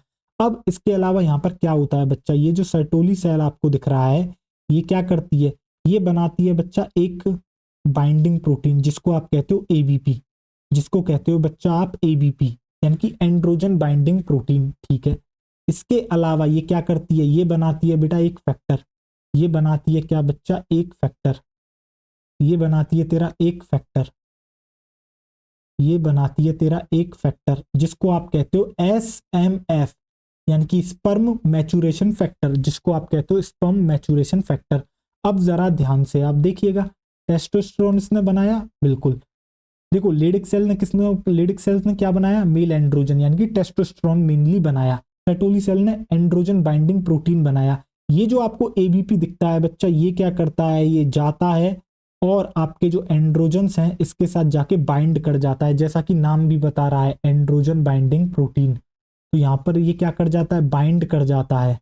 ABP क्या करता है, एंड्रोजन्स के साथ बाइंड कर जाता है। इससे क्या होता है, जो यहाँ पर टेस्टोस्टेरोन है बच्चा, वो और ज्यादा कंसंट्रेटेड हो जाता है, और जैसे ही ये कंसंट्रेटेड हो जाता है बच्चा, आपकी जो है प्रोसेस शुरू हो जाती है। कौन सी प्रोसेस शुरू हो जाती है आपकी, आपकी शुरू हो जाती है बच्चा क्या, आपकी स्पर्मेटोजेनेसिस शुरू हो जाती है। तो ये क्या कर रहा है, ये जो है स्पर्मेटोजेनेसिस को स्टिमुलेट कर रहा है। ये आपका क्या कर रहा है, ये स्टिमुलेट कर रहा है, किसको स्टिमुलेट कर रहा है, तो ये स्टिमुलेट कर रहा है बच्चा किसको, ये स्टिमुलेट कर रहा है स्पर्मेटोजेनेसिस को, ये स्टिमुलेट कर रहा है बच्चा किसको, स्पर्मेटोजेनेसिस को। बेहतरीन, आपको AVP का फंक्शन समझ में आ गया, आपको एंड्रोजन यानी टेस्टोस्टेरोन का फंक्शन समझ में आ गया। SMF क्या करता है, ये एक ऐसा फैक्टर है जो रिलीज होता है स्पर्म को मैच्योर करने के लिए, यानी कि स्पर्मियोजेनेसिस में हेल्प करता है। ये किस में हेल्प करता है, help in spermiogenesis, help in spermiogenesis, help in spermiogenesis, help in spermiogenesis. बताओ क्या यहाँ तक की कहानी आपको समझ में आ गई, पहले मुझे इतना बताओ, मैं हटूं एक बार, बेटा बहुत ही बेहतरीन, बहुत ही प्यारा डायग्राम बनाया हार्मोन्स के, हार्मोनल कंट्रोल का। वाओ, मतलब भाई प्यार हो गया मुझे तो उसको देख के। देख वापस से, ब्रेन का एक पार्ट होता है हाइपोथैलेमस, क्या बनाता है, कुछ रिलीजिंग और इनहिबिटिंग हार्मोन बनाता है, ठीक है। एंडोक्राइन वाले चैप्टर में बेहतरीन पढ़ाया था ये, GnRH sir, gonadotrophin releasing hormone. ये भाई साहब निकले, पहुंचे एंटीरियर पिट्यूटरी के पास, उससे कहा कि भाई तू गोनेडोट्रोफिन्स बना। गोनेडोट्रोफिन्स क्या होते हैं, एलएच और FSH. LH luteinizing hormone, FSH follicular stimulating hormone. Luteinizing hormone गया लेडिक सेल के पास, उससे बनवाए एंड्रोजन्स। एंड्रोजन्स में भी मेनली कौन बनवाया, टेस्टोस्टेरोन। सर्टोली सेल्स के पास कौन गया, एफएसएच, उससे रिलीज करवाया एबीपी। एबीपी मतलब एंड्रोजन बाइंडिंग प्रोटीन। जैसे ही एंड्रोजन बाइंडिंग प्रोटीन बनता है, ये बाइंड कर जाता है एंड्रोजन के साथ और टेस्टोस्टेरोन की कंसंट्रेशन को बढ़ा देगा। उससे क्या होगा, स्पर्मेटोजेनेसिस जो है आपकी शुरू हो जाएगी। ठीक, बेहतरीन, मजा आ गया। दूसरा काम क्या करती है Sertoli cell, sperm maturation factor, एक फैक्टर बनाती है जिसको कहते हैं स्पर्म मैचुरेशन फैक्टर, जो कि स्पर्म को मैच्योर करने में मदद करता है। और स्पर्म का मैचुरेशन कैसे होता है, स्पर्मेटिड से स्पर्म बनना, प्रोसेस को क्या कहते हैं, स्पर्मियोजेनेसिस। तो देखो मदद करता है किसके अंदर, स्पर्मियोजेनेसिस के अंदर। अब एक बात बताओ, ये सारी प्रोसेसेस चल रही हैं, सब कुछ हो रहा है। अब एक थोड़ा सा इससे बाहर निकलो और अपने घर पे आओ। मम्मी ने आपसे कहा रात को, बेटा सुबह उठना, मोटर का बटन दबाना और जो है टंकी को भर देना। आपने वो बात मान ली, आप गए, ठीक साहब। सुबह हो गई, आप जग गए। जगने के बाद क्या हुआ, आपको याद आ गया मम्मी ने यार एक काम दिया था सुबह सुबह। मम्मी ने कहा था, क्या कहा था मम्मी ने कहा था कि मोटर का बटन दबाना है। मोटर का बटन दबा दिया, पानी भरने लगा, टंकी भर रही है। 10 मिनट हुए, 20 मिनट हुए, 30 मिनट हुए, 35 मिनट हुए, टंकी भर गई। टंकी भर गई, मोटर का बटन आपने भी बंद नहीं करा। मोटर का बटन चले जा रहा है, चले जा रहा है, चले जा रहा है, ठीक है। हो क्या रहा है, पानी जो है अब तो भर गया। अब होगा क्या, जो एक्सेस पानी होगा बेटा, हर एक की जो टंकी होती है बेटा, वो एक जो है एक और पाइप से कनेक्टेड होती है जिससे एक्सेस वाटर बाहर निकलता है। सबको पता है, नहीं होता तो बेटा छत भर जाएगी आपकी क्योंकि छत पे पानी बहने लगेगा। तो क्या होगा, पानी बहे जा रहा है, बहे जा रहा है। अब जो है क्या हो गया, एक्सेस वाटर हो गया सर, ठीक है, समझ में आ गया। अब क्या होगा, अब मम्मी को पता लगेगा। मम्मी क्या करेंगी, चप्पल उठाएंगी, लाएंगी और चप्पल मारेंगी पहले और कहेंगी, गधे टंकी भर चुकी है, ये पानी फैले जा रहा है, मोटर का बटन ऑफ क्यों नहीं कर रहा। मम्मी ऑर्डर देंगी नहीं देंगी, बिल्कुल देंगी, ठीक सर, कहानी खत्म, बंद हो गया, पानी जो फैलना था फैल गया। सर ये कहानी यहाँ क्यों सुनाई, इसलिए सुनाई बेटा, ये सब क्या करा रहे हैं, स्पर्मेटोजेनेसिस करा रहे हैं सर। देखो एसएमएफ क्या कर रहा है, स्पर्मेटोजेनेसिस। एंड्रोजन क्या कर रहे हैं, एंड्रोजन बाइंडिंग प्रोटीन, स्पर्मेटोजेनेसिस। अब सोचो एक्सेस में हो रही है स्पर्मेटोजेनेसिस, स्पर्म बने जा रहे हैं, बने जा रहे हैं, बने जा रहे हैं। बेटा एक लिमिट में ही तो बनती है कोई चीज, ऐसा थोड़ी है बनती ही जाएगी, नहीं सर। हाँ, अगर एक्सेस लेवल हो जाए तेरा किसका, एंड्रोजन्स का। देख लेडिक सेल्स का काम क्या है, एंड्रोजन बनाना, ठीक है। अगर इसका एक्सेस लेवल हो जाए, किसका, इसका एक्सेस लेवल हो जाए, इसका एक्सेस लेवल हो जाए, एंड्रोजन्स का क्या हो जाए बेटा, एक्सेस लेवल हो जाए। एंड्रोजन्स का क्या हो गया, एक्सेस हो गया लेवल, यानी कि हद से ज्यादा बन गया। बन सकता है नहीं बन सकता, सर बिल्कुल बन सकता है, हद से ज्यादा बन गया।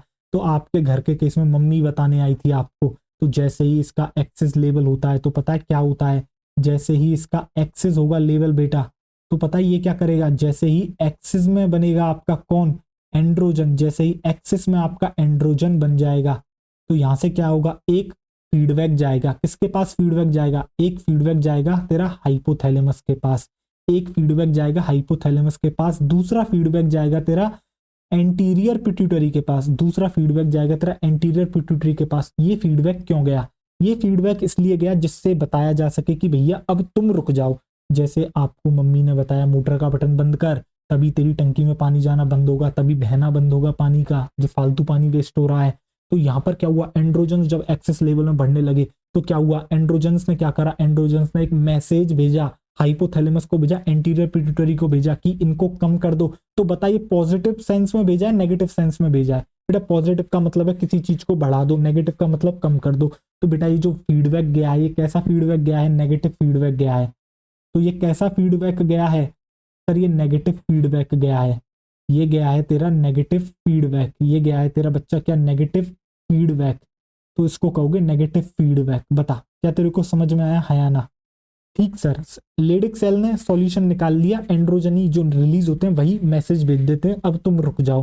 सर्टोली सेल में कौन भेजेगा ये काम? तो सर्टोली सेल क्या करता है, जब आपका एक्सेस हो जाता है, जब आपका क्या हो जाए, जब सर्टोली सेल बेटा क्या हो जाए, एक्सेस, जब स्पर्मेटोजेनेसिस हो जाता है, सर्टोली सेल में जब बेटा एक्सेस स्पर्मेटोजेनेसिस हो गया, तो सर्टोली सेल पता है क्या करती है, जब एक्सेस स्पर्मेटोजेनेसिस हो जाता है बेटा, जब तेरा एक्सेस स्पर्मेटोजेनेसिस हो जाता है, तब जो तेरी सर्टोली सेल है बेटा, पता है ये क्या करती है, जो तेरी ये सर्टोली सेल तुझे दिख रही है, ये सर्टोली सेल क्या करती है, प्रोड्यूस करती है, बनाती है, किसको प्रोड्यूस करती है, किसको प्रोड्यूस करती है बेटा, प्रोड्यूस करती है तेरे किसको, एक प्रोड्यूस करती है एक बेटा आपके इनहिबिन को, प्रोड्यूस करती है किसको, कलर कौन सा लिया जाए, कलर ले लो ये वाला, ये बनाती है बेटा इनहिबिन को, किसको बनाती है, इनहिबिन को। और ये जो इनहिबिन भाई साहब हैं, ये क्या करेंगे, ये भी बेटा वही काम करेंगे, नेगेटिव फीडबैक देने का। ये किस किस को नेगेटिव फीडबैक देंगे बेटा, बताओ, दो ही चीजों को तो नेगेटिव फीडबैक जाएगा, एंटीरियर पिट्यूटरी और हाइपोथैलेमस। बिल्कुल सर, एंटीरियर पिट्यूटरी और हाइपोथैलेमस को ही क्या करेगा, नेगेटिव फीडबैक जाएगा। तो देख, ये तेरा नेगेटिव फीडबैक भेजा किसको, हाइपोथैलेमस और एंटीरियर पिट्यूटरी को, हाइपोथैलेमस और एंटीरियर पिट्यूटरी को। बेहतरीन। अब एक बात जो तुझे याद रखनी है, ये जो नेगेटिव फीडबैक जाता है बच्चा, ये जो नेगेटिव फीडबैक जाता है, ये मेनली किसको जाता है, एंटीरियर पिट्यूटरी को भेजता है इनहिबिन, मेनली किसको भेजता है, आपके एंटीरियर पिट्यूटरी को भेजता है, हाइपोथैलेमस को भेजता है बट ना के बराबर भेजता है, हाइपोथैलेमस को भेजता तो है बट ना के बराबर भेजता है। मेनली जो भेजता है बच्चा, वो आपको किसको भेजता है, एंटीरियर पिट्यूटरी को भेजता है, उसको हाइपोथैलेमस से इतना मतलब नहीं है। इस तरीके से जो है बच्चा आपका पूरा कंट्रोल चलता है, अगर कम होगा तो बढ़ा दिया जाएगा, ज्यादा बढ़ेगा तो नेगेटिव फीडबैक भी जाता है। अब मैं हट रहा हूं, देख बेटा इतना प्यारा डायग्राम, इतना प्यारा हार्मोनल कंट्रोल का डायग्राम, मतलब यार, मतलब अमेजिंग, मतलब यार, मतलब मैं तो काफी बार पढ़ा चुका हूँ, बट जब जब मैं इस डायग्राम को बनाता हूँ और मुझे ऐसा लगता है यार, मतलब इतनी ही, मतलब यार बॉडी बेहतरीन, और क्या ही फीडबैक चल रहा है। शुरुआत से शुरू करूं कहानी, देख ध्यान से। हाइपोथैलेमस नाम का आपका जो एक स्ट्रक्चर आपके ब्रेन में मौजूद है, वो बनाता है आपका गोनेडोट्रोफिन रिलीजिंग हार्मोन, जो कि जाता है एंटीरियर पिट्यूटरी के पास, कहता है उनसे गोनेडोट्रोफिन बनाओ, यानी कि ल्यूटिनाइजिंग हार्मोन और फॉलिकुलर स्टिमुलेटिंग हार्मोन। जैसे ही ल्यूटिनाइजिंग हार्मोन बनता है, वो लेडिक सेल के पास जाता है, एंड्रोजन्स को बनवाता है, और जैसे ही एंड्रोजन्स में मेनली क्या, टेस्टोस्टेरोन, बिल्कुल। फॉलिकुलर स्टिमुलेटिंग पास, जो फॉलिकुलर स्टिमुलेटिंग हार्मोन है, वो सर्टोली सेल्स के पास जाएगा, उससे बनवाएगा क्या बेटा, एंड्रोजन बाइंडिंग प्रोटीन और आपका स्पर्म मैचुरेशन फैक्टर। जैसे ही एंड्रोजन बाइंडिंग प्रोटीन बनता है, वो बाइंड कर जाता है एंड्रोजन्स के साथ, यानी कि टेस्टोस्टेरोन की कंसंट्रेशन को इंक्रीज कर देगा। जैसे ही टेस्टोस्टेरोन की कंसंट्रेशन इंक्रीज होगी, आपका स्पर्मेटोजेनेसिस शुरू हो जाएगा, यानी कि स्पर्मेटोजेनेसिस को स्टार्ट करने में कौन मदद कर रहा है बेटा, एबीपी भी कर रहा है मदद, ठीक है। अब होता क्या है, सर्टोली सेल बेटा एक फैक्टर रिलीज करती है, स्पर्मेटोजेनेसिस स्टार्ट तो हो गया, स्पर्मेटिड्स तक बन जाएगा, उसके बाद उनको मैच्योर करना पड़ेगा, स्पर्मेटिड से स्पर्मेटोजोआ या फिर स्पर्म बनाने के लिए एक प्रोसेस होती है जिसको कहते हैं स्पर्मियोजेनेसिस। तो उसमें एक फैक्टर की जरूरत होती है, स्पर्म मैचुरेशन फैक्टर, उसे कौन बनाता है, सर्टोली सेल बनाता है। अब ये प्रोसेस चल रही है, इससे क्या होता है, स्पर्मेटोजेनेसिस हो जा रही है, स्पर्मेटोजेनेसिस इतनी हो गई कि स्पर्म का अमाउंट नॉर्मल से ज्यादा पहुंच गया। तो एक्सेस लेवल जब टच होने लगता है, तो बेटा ये जो एंड्रोजन्स होते हैं, ये नेगेटिव फीडबैक पहुंचाते हैं किसको, हाइपोथैलेमस को, एंटीरियर पिट्यूटरी को। देखो ये जो एंड्रोजन्स हैं, ये बराबर में पहुंचा रहे हैं नेगेटिव फीडबैक, जितना हाइपोथैलेमस को मना कर रहे हैं उतना ही एंटीरियर पिट्यूटरी को मना कर रहे हैं। बट सर्टोली सेल क्या करते हैं, जब एक्सेस स्पर्मेटोजेनेसिस होता है, तो ये बनाते हैं किसको, इनहिबिन को। ये इनहिबिन भाई साहब क्या करते हैं, थोड़ा भेदभाव करते हैं, ये कहते हैं भैया हाइपोथैलेमस पे मेरा इतना जोर नहीं चलता, मेरा जोर जो चलता है वो चलता है एंटीरियर पिट्यूटरी पर। तो ये एंटीरियर पिट्यूटरी पर मेनली जाते हैं और वहां पर नेगेटिव फीडबैक देते हैं। हाइपोथैलेमस के पास भी जाते हैं बट नेग्लिजिबल अमाउंट में जाते हैं, ठीक है, यानी कि उसको, उस पर इनका जोर नहीं चलता, इसलिए वहां पर जाते ही नहीं। समझ में आ गया, हाँ या ना, मुझे इतना बताओ। अब सबकी फुल फॉर्म लिखा दूं एक बार, सबकी फुल फॉर्म लिखा दूं। सबसे पहले तो पॉज करो और इसको नोट डाउन करो। पॉज करो और नोट डाउन करो। हो गया? हाँ सर हो गया। अब एक बात बताओ, कर लिया नोट डाउन? मजा आया नहीं आया? कभी पढ़ा है ऐसा स्पर्मेटोजेनेसिस? बताओ मजा आ गया? पढ़ा है कहीं ऐसा? चलो कोई ना, हो गया। आजा अब देख आगे। अब इनकी फुल फॉर्म लिखा देता हूँ, आजा।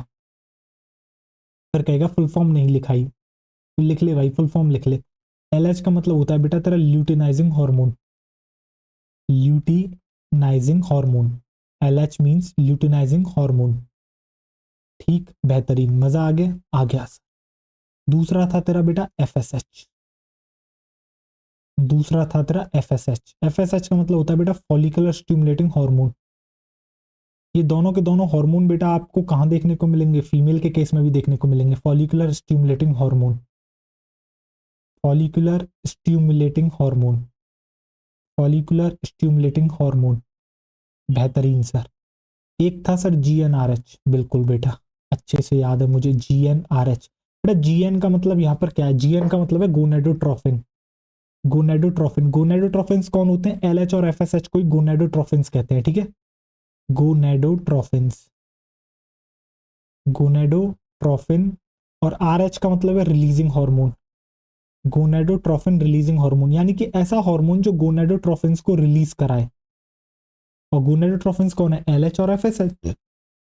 इसके बाद था बेटा एबीपी। एबीपी मतलब एंड्रोजन बाइंडिंग प्रोटीन। एबीपी का मतलब है बेटा एंड्रोजन बाइंडिंग प्रोटीन।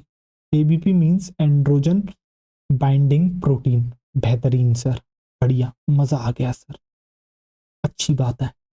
इसके बाद आ जाता है बच्चा तेरा S M F, that is sperm maturation factor. क्या आ जाता है आपका? आ जाता है स्पर्म मैचुरेशन फैक्टर। सारी फुल फॉर्म समझ में आ गई? हाँ सर आ गई। चल बढ़िया। Sperm maturation factor. अब क्या करेगा बेटा? पॉज करेगा, इन सारी हेडिंग्स को, ये जो फुल फॉर्म है बेटा इनको भी नोट डाउन कर लेगा, वहां तो मैं लिखा नहीं सकता था। हो गया? हार्मोनल कंट्रोल समझ में आ गया? स्पर्मेटोजेनेसिस का मजा आ गया? मतलब आजा देख बेटा, इसको कहते हैं प्योर कंसेप्ट, ठीक है? और मैं फिर कह रहा हूं, जब ऊजेनेसिस पढ़ोगे ना यार, मतलब मजा आ जाएगा यार, मजा ही आ जाएगा ऊजेनेसिस पढ़ के तो आपको। अब देख आगे। अब अगला टॉपिक आता है तेरा स्ट्रक्चर ऑफ स्पर्म। एक बार मैं टाइम देख लेता हूँ। 1 hour 17 minute नहीं हो पाएगा यार, छोड़ो। लगभग 40 मिनट्स, 40 नहीं 30 मिनट्स उसको चाहिए। मुझे एनसीईआरटी भी आपको आज पढ़ानी है। एनसीईआरटी पढ़ रहे हैं, चल आजा देख। एनसीईआरटी बेटा हमने लास्ट में भी नहीं पढ़ाई थी, तो लास्ट जो लेक्चर 4 था उसकी एनसीईआरटी भी रह रही थी, वो भी हमें कवर करनी है। आजा देख, तेरा इसी बहाने रिवाइज भी हो जाएगा। आगे देख, द ओविडक्ट। ओविडक्ट को क्या कहते हैं बेटा? फेलोपियन ट्यूब, जो तेरा यूटेरस है, and vagina constitute the female accessory duct. ये तीनों मिलके क्या बनाते हैं बेटा? फीमेल एसेसरी डक्ट बनाते हैं। Each fallopian tube is about 10 to 12 centimetre long.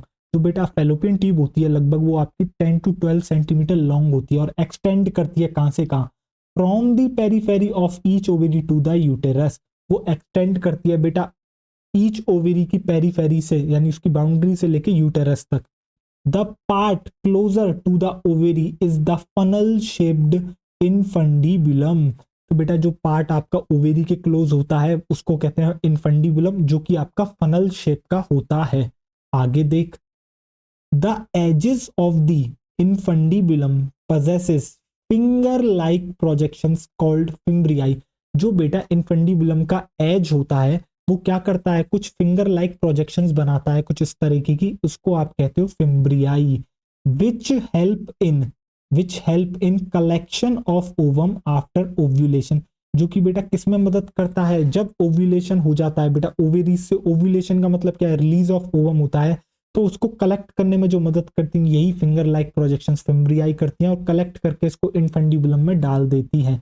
आगे देख, the infundibulum leads to, infundibulum leads to a wider. Infundibulum आगे जो है लीड करता है एक वाइडर पार्ट पर ओविडक्ट के, जिसको आप कहते हो क्या बेटा? Ampulla. The last part of oviduct, जो लास्ट पार्ट होता है ओविडक्ट का वो है isthmus, has a narrow lumen and it joins the uterus. तो स्थमस का जो ल्यूमेन है बेटा वो बहुत ही ज्यादा नैरो होता है, और वो ज्वाइन करता है किसको बेटा? यूटेरस को। बेहतरीन। आगे देखो, the uterus is single and it is also called womb. तो बेटा जो यूटेरस होता है वो सिंगल होता है, इसको वूम भी कहते हैं, हिस्ट्रा भी इसको कहते हैं। The shape of the uterus is liked an inverted pear. तो बेटा जो शेप होती है यूटेरस की वो ऐसी होती है इन्वर्टेड पियर की तरह। It is supported by ligaments attached to the pelvic wall. जैसे ओवेरी हवा में नहीं लटकती वैसे ही यूटेरस हवा में नहीं लटक रहा, वो भी आपका कनेक्टेड है किससे, पेल्विक वॉल से। किसकी मदद से, लिगामेंट की मदद से। ठीक सर, बढ़िया। आगे देख, the uterus opens into vagina through a narrow cervix. तो बेटा जो तेरा यूटेरस होता है वो वजाइना में ओपन करता है किसकी मदद से, सर्विक्स। यानी कि जो सर्विक्स है वो किसका पार्ट है, यूटेरस का पास है। कैसा होता है, नैरो होता है। इसके अंदर जो कैविटी आपको दिखती है बेटा उसको सर्विकल कैनाल कहते हैं। और वेजाइना और सर्विकल कैनाल दोनों मिलकर बनाती है बर्थ कैनाल। यही बात एनसीईआरटी आगे लिखती भी है। The cavity of the cervix is called cervical canal. तो जो कैविटी होती है सर्विक्स की उसको कहते हैं cervical canal, which along with vagina forms the birth canal. जो कि वजाइना के साथ मिलकर बनाती है आपकी birth canal. The wall of the uterus has 3 layers of tissue. जो यूटेरस की वॉल होती है उसके पास जो है बेटा 3 लेयर्स ऑफ टिश्यूज देखने को मिलते हैं। The external thin membranes perimetrium. जो आउटर मोस्ट जो एक्सटर्नल होती है बेटा उसको कहते हैं पेरीमेट्रियम, जो कि होती है thin. Middle thick layer of smooth muscle myometrium. जो बीच वाली लेयर होती है मिडिल लेयर वो कैसी होती है, थिक लेयर होती है, स्मूथ मसल की बनी हुई है, उसको कहते हैं myometrium. And the inner glandular layer called endometrium that lines the uterine cavity. जो इनर लेयर होती है वो कैसी होती है, ग्लैंडुलर लेयर होती है, जिसको आप कहते हो एंडोमेट्रियम, जो कि बेटा लाइन कर रही है यूटेराइन कैविटी को। यानी यूटेराइन कैविटी की जो बेटा लाइनिंग है ना वही एंडोमेट्रियम है आपकी। ठीक है, हाईली वेस्कुलराइज्ड होती है ये। The endometrium undergoes cyclic changes during the menstrual cycle. तो बेटा जो एंडोमेट्रियम होती है वो जो है आपकी मेंस्ट्रुअल साइकिल के समय चेंजेस में जाती है। जैसा कि मैंने आपको बताया था, ईच मंथ जो क्या करती है बॉडी प्रिपेयर करती है अपने आप को कि यार अब प्रेगनेंसी होगी, तो वो क्या करती है इस एंडोमेट्रियम को थिक करती है। और जब प्रेगनेंसी नहीं होती है तो बेटा ये जो तैयारियां करी होती है इनको खत्म करना होता है। यानी कि जो थिक हुई है लाइनिंग इसको जो है क्या करना होगा, वापस से अपनी नॉर्मल जो है बेटा उसके अंदर लाना होगा उनको। तो इसलिए क्या करती है जो एक्स्ट्रा लाइनिंग बनती है बेटा उसको ही क्या कर देती है, शेड ऑफ कर देती है, और वही एज अ मेंस्ट्रुअल ब्लड निकलता है। ठीक है, बिल्कुल सर, समझ में आ गया। आ गया, आगे देख। While the myometrium exhibits strong contraction during the delivery of the baby. जबकि मायोमेट्रियम पता क्या करती है, जब बच्चे की डिलीवरी होने वाली होती है जो स्ट्रॉन्ग कॉन्ट्रैक्शंस होते हैं वो कौन करती है, मायोमेट्रियम आपकी करती है। कौन करती है, मायोमेट्रियम आपकी करती है। आगे देखो, the female external genitalia include mons pubis, labia majora, labia minora, hymen and clitoris. तो फीमेल एक्सटर्नल जेनाइटेलिया में मॉन्स प्यूबिस आता है, लेविया मेजोरा आता है, लेविया माइनोरा आता है, हाइमेन आता है, क्लिटोरिस आता है। हाइमेन बेटा हो भी सकता है पार्ट, नहीं भी हो सकता, डिपेंड करता है, वेरी टू वेरी करता है फीमेल पर। किसी के अंदर प्रेजेंट हो सकता है, किसी के अंदर क्या पता टॉर्न ऑफ हो गया हो। ठीक है, mons pubis is a cushion of fatty tissue covered by skin and pubic hair। तो बेटा जो मॉन्स प्यूबिस है वो एक्चुअली में क्या है, कुशन है किसका, फैटी टिश्यू का, जिसको कवर कर रखा है किसने, स्किन ने और प्यूबिक हेयर ने। The labia majora are fleshy folds of tissue which extend down from the mons pubis and surround the vaginal opening. तो बेटा जो तुझे लेविया मेजोरा दिखता है वो एक्चुअली में क्या है, फ्लैशी फोल्ड है टिश्यू के, यानी कि वन पेयर में प्रेजेंट है बच्चा। ठीक है, बिल्कुल सर। और वो कहां से कहां एक्सटेंड करता है, मॉन्स प्यूबिस से जो है शुरुआत करता है और पूरी की पूरी वेजाइनल ओपनिंग को सराउंड कर लेता है। क्या एक एक पॉइंट नोट्स में है, बिल्कुल है, उससे भी बेहतरीन लिखाया है बेटा, एनसीईआरटी से भी अच्छा। The labia minora are paired fold of tissues under the labia majora. तो बेटा लेविया मेजोरा के ही विद इन अंदर की तरफ ही कौन प्रेजेंट होता है, लेविया माइनोरा। ये जो है स्मॉल फोल्ड होता है, ये भी बेटा पेयर में प्रेजेंट आपके होता है। ठीक है, आगे देख। The opening of the vagina is often covered partially by a membrane called hymen। तो बेटा जो वेजाइना की ओपनिंग होती है वो पार्शियली कवर्ड होती है किससे, आपकी जो एक थिन मेम्ब्रेन से, जिसको आप कहते हो hymen. The clitoris is a tiny finger like structure which lies at the upper junction of the two labia minora above the urethral opening. बेटा जो यूरेथ्रल ओपनिंग के ऊपर कौन प्रेजेंट है, लेविया माइनोरा। तो लेविया माइनोरा का जो बेटा यहाँ पर जंक्शन होता है उस जंक्शन के जस्ट नीचे प्रेजेंट है कौन, आपकी यूरेथ्रल ओपनिंग, और इसी जंक्शन के जस्ट ऊपर प्रेजेंट होता है एक फिंगर लाइक इरेक्टाइल स्ट्रक्चर जिसको आप कहते हो क्लीटोरिस, जो कि आपका हाईली सेंसिटिव होता है। आगे देख, the hymen is often torn during the first coitus यानी कि इंटरकोर्स। तो जब बेटा कोई भी फीमेल अपना पहला सेक्सुअल इंटरकोर्स करती है तो उस दौरान जो है बच्चा आपका हाइमेन जो है रप्चर हो सकता है, टॉर्न ऑफ हो सकता है, फट सकता है, ठीक है, बिल्कुल हो सकता है, ठीक है। हाउएवर, आगे देखो एनसीईआरटी क्या कहती है, however it can also be broken by a sudden fall और jolt, insertion of vaginal tampon, active participation in some sports like horse riding, cycling, etc. जबकि ऐसा जरूरी नहीं है कि ये जो फर्स्ट सेक्सुअल इंटरकोर्स होगा उसी से जो है आपका रप्चर होगा, इसके अलावा भी वो रप्चर हो सकता है, टूट सकता है। कब? अगर फीमेल जो है चलते चलते कहीं गिर जाए, यानी कि सडन फॉल हो जाए, जॉल्ट उसको एकदम झटका लग जाए, या फिर बेटा जो है वो क्या हो, वेजाइनल टेम्पोन को इंसर्ट कर रही हो तब हो सकता है। पीरियड्स में यूज करते हैं फीमेल, पैड के अलावा और भी चीजें आती हैं, ठीक है, टेम्पोन्स आते हैं, आपके मेंस्ट्रुअल कप आते हैं, ठीक है, इन सबको भी यूज करती हैं कुछ फीमेल्स जो है। इसके अलावा क्या बेटा, कोई फीमेल आपकी जो है एक अच्छी खासी स्पोर्ट्स एक्टिविटीज होती हैं जैसे कि हॉर्स राइडिंग होगी, साइकिलिंग होगी, तो इस दौरान भी जो है बेटा जो उसकी हाइमेन है वो रप्चर हो सकती है। आगे देखो, in some women the hymen persist even after coitus. और बेटा जबकि ये भी देखा जाता है कुछ विमेन में तो क्या होता है, ये जो हाइमन होता है बच्चा फर्स्ट इंटरकोर्स सेक्सुअल इंटरकोर्स करने के बाद भी जो है क्या रहता है, परसिस्ट रहता है, यानी कि टॉर्न ऑफ नहीं होता, ठीक है। इनफैक्ट द प्रेजेंस और absence of hymen is not a reliable indicator of virginity और सेक्सुअल एक्सपीरियंस। इसलिए हम कह सकते हैं भैया इस हाइमन का होना या ना होना ये कतई नहीं बताता कि सामने वाली लड़की वर्जिन है या फिर नहीं है, या फिर उसने सेक्सुअल एक्सपीरियंस कर रखा है या नहीं कर रखा है। क्या आपको समझ में आ गया? मैंने आपको बताया बेटा क्या वेजाइनल की जो ओपनिंग होती है वहां पर एक पार्शियली थिन मेम्ब्रेन प्रेजेंट होती है जिसको हाइमन कहते हैं, जो कि जनरली क्या होता है जब फीमेल जो है पहला सेक्सुअल इंटरकोर्स करती है उस दौरान टूट जाता है, ऐसा सोसाइटी मानती है, जबकि कोई चांसेस नहीं है।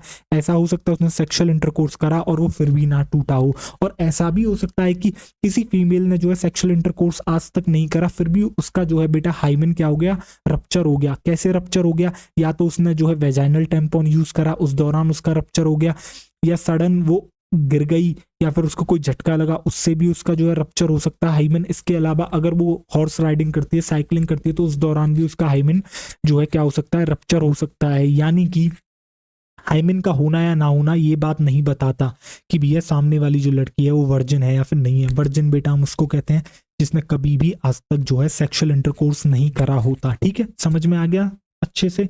बढ़िया, क्लास के दौरान भी बेहतरीन तरीके से बताया था। अब देख आगे, A functional mammary gland is a characteristic of all female mammal। जो बेटा मैमल्स के अंदर फीमेल होती है उनके अंदर फंक्शनल मेमोरी ग्लैंड एक यूनिक कैरेक्टर है अपने आप में। The mammary gland are paired structure breast. तो बेटा जो मेमोरी ग्लैंड है वो जो है क्या है, आपका पेयर्ड स्ट्रक्चर है जिसको ब्रेस्ट कहते हैं आम भाषा में। जबकि आपको पता है ब्रेस्ट एक एक्सटर्नल स्ट्रक्चर है, ब्रेस्ट के अंदर मेमोरी ग्लैंड भी आती है, उसके अंदर जो फैटी टिश्यू मौजूद है वो भी उसके अंदर आता है, एडिपोज टिश्यू, ठीक है, ये सारी चीजें उसके अंदर आती हैं बेटा। ठीक है, इसके अलावा जो बाहर जो आपको निप्पल दिखती है वो भी ब्रेस्ट का पार्ट है, जो एरियोला सारा वो जो पिगमेंटेड एरिया होता है बेटा अराउंड निप्पल जिसको आप एरियोला कहते हो, वो भी आपका किस में आता है, ब्रेस्ट के अंदर आता है। तो दो जो है आपके क्या होता है, पेयर्ड स्ट्रक्चर ब्रेस्ट। ठीक है, समझ में आ गया? आम भाषा में कहते हैं that contain glandular tissue and variable amount of flat. तो बेटा आपको क्या देखने को मिलता है, आपको देखने को मिलता है ग्लैंड्यूलर टिश्यू देखने को मिलता है और वेरिएबल अमाउंट ऑफ फैट देखने को मिलता है। ग्लैंड्यूलर किसको कहते हैं? एक ऐसा टिश्यू जो बेटा किसी चीज को बनाए, हार्मोन बनाए, एंजाइम बनाए, उसको आप कहते हो ग्लैंड्यूलर, यानी कि किसी चीज का जो है सीक्रीशन करता है। तो मेमोरी ग्लैंड किस चीज को बनाती है, मिल्क को बनाती है, इसलिए इसको ग्लैंड्यूलर टिश्यू कहते हैं। ठीक है, और इसके अलावा आपको फैट देखने को मिलता है। The glandular tissue of each breast is divided into 15 to 20 memory lobes. जो ग्लैंडुलर टिश्यू होता है बेटा ब्रेस्ट का वो डिवाइडेड होता है 15 to 20 मेमोरी लोब्स के अंदर, containing cluster of cells called alveoli. और इन मेमोरी लोब्स के अंदर आपको क्लस्टर ऑफ सेल्स देखने को मिलते हैं जिनको एल्वियोलाई कहते हैं। The cells of alveoli secrete milk. जो एल्वियोलाई की सेल होती है वो मिल्क को बनाती हैं, which is stored in the cavities of alveoli, जो कि स्टोर करता है बच्चा कहां पर, जो एल्वियोलाई की कैविटी होती है वहीं पर ये मिल्क आपका स्टोर होता है। The alveoli open into mammary tubule, alveoli open करती है मेमोरी ट्यूब्यूल में। The tubule of each lobe join to form mammary duct, जो ट्यूब्यूल होती है बच्चा ईच लोब की, वो क्या करती है, वो आगे जाके जो है बेटा ज्वाइन करके बनाती है mammary duct. Several mammary duct join to form a wider mammary ampulla, जो बेटा कई सारी मेमोरी डक्ट क्या करती है मिलके एक वाइडर मेमोरी एम्प्यूला बनाती है, जो कि कनेक्टेड होता है, which is connected to lactiferous duct, जो कि लेक्टिफेरस डक्ट से कनेक्टेड होता है, और वो ओपन करता है किसमें, निप्पल में, from where milk is expressed during breast feeding. और जब बच्चा ब्रेस्ट फीड करता है बच्चा, उस समय क्या होता है, मिल्क आपका बाहर आता है जब वो सक करता है। अब देखिए तेरा डायग्राम दे रखा है, तो जरा ध्यान से देखिए, ये जो तुझे दिख रहा है बेटा, देख अब मैं तुझे दिखाता हूं, आजा। रुकियो, देख ये तुझे दिख रहा है बेटा, ये क्या है, ये है तेरा यूरिनरी ब्लैडर, ये है तेरा यूरिनरी ब्लैडर। और देख इस यूरिनरी ब्लैडर के जस्ट ऊपर तेरा कौन प्रेजेंट है, इस यूरिनरी ब्लैडर के जस्ट ऊपर तेरा देख कौन प्रेजेंट है, जस्ट ऊपर प्रेजेंट है तेरा यूटेरस, जस्ट तेरा प्रेजेंट है यूटेरस। अब देख यूटेरस तेरा ऊपर की तरफ है, यूरिनरी ब्लैडर नीचे की तरफ है। जब बच्चा, जब प्रेग्नेंट हो जाती है कोई फीमेल, तो बच्चा देख यूरिनरी ब्लैडर यहाँ है, यूटेरस यहाँ, तो बच्चा क्या यहीं पर डेवलप होगा, बिल्कुल होगा सर। अब इसका खुद का एक वजन होगा, बिल्कुल होगा, वो पुश करता है यूरिनरी ब्लैडर को, इसलिए बेटा फ्रीक्वेंट यूरिनेशन होता है किसमें, एक प्रेग्नेंट फीमेल के अंदर। आपको पता लग गया इसका रीजन क्या है, क्योंकि बच्चा जस्ट ऊपर है, वो वजन ऐड कर रहा है बेटा, ब्लैडर के ऊपर वजन पड़ रहा है, तो वो होल्ड नहीं कर पाता यूरिन को, इसलिए जो है फ्रीक्वेंटली यूरिनेशन देखा जाता है प्रेग्नेंट फीमेल के अंदर। बिल्कुल समझ में आ गया, बेहतरीन, बढ़िया। अब जस्ट पीछे देख, ये बेटा देखिए पीछे वाला हिस्सा है, तो ये तुझे क्या दिख रही है, ये तुझे दिख रही है बच्चा क्या, ये है तेरा रेक्टम, ये है तेरा रेक्टम, ये क्या दिख रही है सर, ये दिख रही है रेक्टम, ठीक है। और ये जो रेक्टम की ओपनिंग होती है बेटा बाहर, एनस कहते हैं इसको, समझ में आ गया सर। अब देख बेटा, ये तुझे यूटेरस दिख गया, बिल्कुल सर। अब क्या बेटा यहाँ पर सर्विक्स होगी, तो ये देख, ये जो तुझे ये वाला पोर्शन तुझे जो दिख रहा है बच्चा, ये है तेरा सर्विक्स, इतना पोर्शन जो मैंने तेरा ड्रॉ करा है, ये है तेरा सर्विक्स। और सर्विक्स जो है किसको ज्वाइन करने का काम करता है, यूटेरस को ज्वाइन करता है किसके साथ, वेजाइना के साथ। तो देखिए जो आगे का पोर्शन दे रखा है, ये है तेरा वेजाइना, ये है तेरा वेजाइना, ये है तेरा वेजाइना। बता क्या यहाँ तक के स्ट्रक्चर समझ में आ गए सर, आ गए, बेहतरीन तरीके से, बढ़िया। अब देख, अब यहाँ पर क्या होता है, ये बेटा देख, ये है तेरा प्यूबिक सिम्फाइसिस, ये है तेरा प्यूबिक सिम्फाइसिस। हाँ सर अच्छे से पता है, हमने हमने आपसे लोकोमोशन मूवमेंट चैप्टर पढ़ा था। अब देख यहाँ पर जिसमें तू कभी कभी कंफ्यूज हो जाता है, ये जो तुझे दिख रही है बच्चा, ये है तेरा क्या, ये जो तुझे दिख रहा है बच्चा, ये है तेरा लेविया मेजोरा। वो जो फोल्ड है, एक ऐसा फोल्ड यो और प्रेजेंट होगा, यहाँ पर सेक्शनल व्यू दिखाया है इसलिए एक ही फोल्ड आपको दिख रहा है। तो ये है तेरा क्या बेटा, लेविया मेजोरा।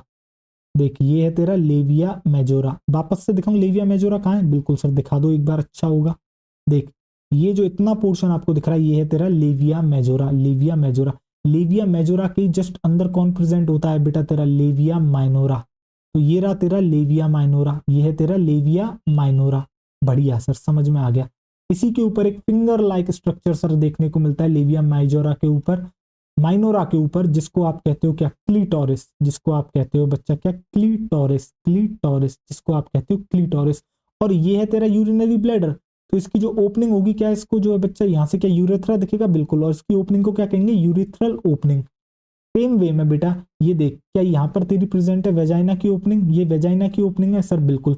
तो क्या इसको मैं वेजाइनल ओरिफिस कहूंगा, हाँ सर वेजाइनल ओरिफिस कहूंगा। अब बता क्या इस डायग्राम में तुझे कोई समस्या दिख रही है, हाँ या ना, मुझे इतना बता। बच्चे बड़े कंफ्यूज हो जाते हैं, ऊपर तो सब उनको क्लियर दिखता है, नीचे कंफ्यूज हो जाते हैं। देख तो तुझे सबसे पहला फोल्ड दिख रहा है क्या बेटा, बाहर वाला फोल्ड याद कर, लेविया मेजोरा होता है, जस्ट अंदर कौन होगा, लेविया माइनोरा। जैसे तू अंदर जाएगा दो ओपनिंग दिखेंगी, नीचे की तरफ देख, इधर की तरफ नीचे की तरफ कौन सी दिखती है, वेजाइनल ओपनिंग, ऊपर की तरफ ऑरिथ्रल ओपनिंग। और वहां पर तुझे क्लियर दिख भी रहा है बेटा, यूरिनरी ब्लैडर, तो उसकी ओपनिंग को क्या कहेगा, यूरिनरी ओपनिंग नहीं कहेगा, यूरेथ्रल ओपनिंग नहीं कहेगा, हाँ सर यूरेथ्रा वहां उन्होंने दिखाया है। वेजाइना की ओपनिंग वेजिनल ओपनिंग, ठीक है। और वेजाइना की ओपनिंग से जस्ट अंदर घुसेगा, वेजाइना दिखेगी, उसके बाद सर्विक्स, देन क्या होगा बेटा, तेरा यूटेरस आ गया पूरा। बता डायग्राम समझ में आ गया सर, आ गया, आगे देख। अब आजा गैमिटोजेनेसिस, आज का जो टॉपिक है हमारा, देख गैमिटोजेनेसिस। तो देख, the primary sex organ, the testis in the mails, in the ovaries in the female produce gametes. That is sperm and ovum respectively bye the process called gametogenesis. तो बेटा जो प्राइमरी सेक्स ऑर्गन होते हैं, mail के अंदर testis, female के अंदर ovaries, दोनों प्रोड्यूस करते हैं गैमीट। मेल की जो टेस्टिस है वो बनाती है स्पर्म, फीमेल की जो ओवरीज है वो बनाती है ओवम। इसी प्रोसेस को कहते हैं गैमेटोजेनेसिस। आगे देख, in testes the immature male germ cell that is spermatogonia produce sperm by spermatogenesis that begin at puberty। ये वाली बात याद रखनी है, प्यूबर्टी में शुरू होती है बच्चा। 12 से लेकर 16 साल, किस मेल की कब प्यूबर्टी आएगी वो इसी एज में आती है, 12 से 16, वो टाइम फिक्स नहीं है, ठीक है। 12 से 16 किसी भी एज में आ सकती है मेल की प्यूबर्टी। उस जैसी प्यूबर्टी आएगी स्पर्म बनना शुरू हो जाएंगे। तो बेटा टेस्टिस के अंदर क्या होती है, इमेच्योर मेल जर्म सेल होती है जिनको कहते हैं स्पर्मेटोगोनिया। वही बनाती है आपका स्पर्म। कौन सी प्रोसेस से, स्पर्मेटोजेनेसिस से, जो कि शुरू होती है किस पर, प्यूबर्टी पर शुरू होती है, जो कि शुरू होती है प्यूबर्टी पर। आगे देख, द स्पर्मेटोगोनिया, सिंगुलर को क्या कहते हैं, स्पर्मेटोगोनियम कहते हैं, present on the inside wall of seminiferous tubule, multiply by mitotic division and increase in numbers. होता क्या है बेटा, जो तेरी स्पर्मेटोगोनिया, तो सारी सेल्स को मिला के स्पर्मेटोगोनिया कहते हैं, सिंगुलर को स्पर्मेटोगोनियम कहते हैं। कहां पर प्रेजेंट है, जो सेमनीफेरस ट्यूब्यूल की इनसाइड वॉल है वहां पर प्रेजेंट है। इसके साथ कौन और प्रेजेंट होगी, सर्टोली सेल प्रेजेंट होगी। तो ये जो स्पर्मेटोगोनिया है बेटा, स्पर्मेटोगोनियम, ये डिवाइड करना शुरू करती है किससे, माइटोटिक डिवीजन से, और अपने नंबर को इंक्रीज करती है। Each spermatogonium is diploid. Spermatogonium कैसी है बेटा, डिप्लॉयड होती है, कंटेन 46 क्रोमोसोम, और इसके पास कितने क्रोमोसोम है, 46। तो जो सम ऑफ दी स्पर्मेटोगोनिया होती है वो क्या करती है, called primary spermatocyte, periodically undergo meiosis. तो क्या होती है बेटा, जो कुछ आपकी स्पर्मेटोगोनिया होती है वो प्राइमरी स्पर्मेटोसाइट बन जाती हैं। कैसे बनती हैं, अपना साइटोप्लाज्मिक कंटेंट इंक्रीज करती हैं, ठीक है, उनको कहते हैं प्राइमरी स्पर्मेटोसाइट, और वो चले जाती है किसके अंदर, मियोसिस के अंदर। अब primary spermatocyte completes the first meiotic division, जो कि होता है reduction division, leading to the formation of 2 equal haploid cells called secondary spermatocyte which have only 23 chromosomes each. तो होता क्या है बच्चा, जो प्राइमरी स्पर्मेटोसाइट है वो फर्स्ट मियोटिक डिवीजन में जाती है, जिसको रिडक्शनल डिवीजन कहते हैं। उससे क्या होता है, 2 इक्वल हैप्लॉइड सेल्स बनती हैं, जिनको आप कहते हो बच्चा क्या, सेकेंडरी स्पर्मेटोसाइट कहते हो, जिनके पास 23 क्रोमोसोम्स होते हैं, यानी कि एक के पास 22 प्लस एक्स, दूसरे के पास 22 प्लस वाई। आगे देख, आगे क्या होता है, the secondary spermatocytes undergo the second meiotic division to produce 4 equal haploid spermatids। तो बेटा होता क्या है, जो सेकेंडरी स्पर्मेटोसाइट होते हैं वो सेकंड मियोटिक डिवीजन में जाते हैं, जो कि आपका कैसा होता है, इक्वेशनल डिवीजन होता है। उससे क्या प्रोड्यूस होते हैं, 4 इक्वल हैप्लॉइड स्पर्मेटिड्स प्रोड्यूस होते हैं। What would be the number of chromosomes in the spermatids. भैया क्या होते हैं, कितने नंबर क्रोमोसोम्स होते हैं स्पर्मेटिड्स में, क्या बेटा 23 क्रोमोसोम्स होते हैं, बिल्कुल सर। 22 प्लस एक्स के 2 वाले और 22 प्लस वाई वाले 2, यही तो 4 स्पर्मेटिड्स बनते हैं। कॉम्बिनेशन क्या है, 22 प्लस एक्स और 22 प्लस वाई, 50-50, बिल्कुल सर, यही बताया है आपने हमें। The spermatids are transformed into spermatozoa by the process called spermiogenesis. तो बेटा जो स्पर्मेटिड्स होते हैं वो स्पर्म में आपके बदल जाते हैं, कौन सी प्रोसेस से, स्पर्मियोजेनेसिस से। After spermiogenesis sperm head become embedded in the Sertoli cells. बेटा स्पर्मियोजेनेसिस के बाद क्या होता है, स्पर्म का जो हेड होता है वो जाके धस जाता है किसमें, सर्टोली सेल में, and are finally released from the seminiferous tubules by the process called spermiation. और बाद में क्या होता है, फाइनली वो स्पर्म सेमनीफेरस ट्यूब्यूल से रिलीज हो जाता है, कौन सी प्रोसेस से, स्पर्मिएशन से। यही बात बच्चों ने याद रख ली थी, release from the seminiferous tubule. और एग्जाम में क्या स्टेटमेंट आया, release into the seminiferous tubule. तो बेटा वो भी सही है, वो इनटू का मतलब ल्यूमेन की बात कर रहे हैं उसकी, वो स्टेटमेंट भी बिल्कुल सही था, बच्चे उसको गलत करके आ गए थे, ठीक है। अब आप याद रखोगे दोनों स्टेटमेंट। ये डायग्राम मैंने आपको करा दिया, ये वाला डायग्राम भी मैंने आपको करा दिया, ये वाली लाइन हमें पढ़नी है। आगे देख, spermatogenesis start at the age of puberty due to significant increase in the secretion of gonadotrophin releasing hormone that is GnRH। Spermatogenesis बेटा प्यूबर्टी में स्टार्ट होती है। प्यूबर्टी में क्यों स्टार्ट हुई, क्योंकि उस समय हाइपोथैलेमस ने GnRH जो है बनाना शुरू कर दिया और एकदम से इंक्रीज जो है उसका हो गया amount. This if you recall, अगर आप रिकॉल कर सकते हो तो हाइपोथैलेमिक हॉर्मोन्स की बात यहाँ पर हो रही है। The increased level of GnRH then act at the anterior pituitary gland and stimulate secretion of two gonadotrophins। तो बेटा जैसे ही ये लेवल इंक्रीज होता है GnRH का, ये एक्ट करता है किस पर, एंटीरियर पिट्यूटरी पर। वहां से जो है क्या सीक्रेट कराता है, गोनेडोट्रोफिन्स को रिलीज कराता है। किससे, एंटीरियर पिट्यूटरी से। ल्यूटिनोजिंग हार्मोन LH और FSH फॉलिकुलर स्टिमुलेटिंग हार्मोन, ये दोनों क्या है, गोनेडोट्रोफिन्स है। ठीक है। LH act at the Leydig cell, LH act करता है लेडिक सेल पर, स्टिमुलेट करता है किसको, सिंथेसिस और सीक्रीशन किसके, एंड्रोजन्स के, यानी कि टेस्टोस्टेरोन के। Androgen in turn stimulate the process of spermatogenesis, और जैसे ही एंड्रोजन आता है बेटा, टेस्टोस्टेरोन आता है, वो शुरू कर देता है किस प्रोसेस को, स्पर्मेटोजेनेसिस की। FSH act on Sertoli cell, FSH act करता है सेटोली सेल पर और स्टिमुलेट कर देता है सीक्रीशन ऑफ सम फैक्टर।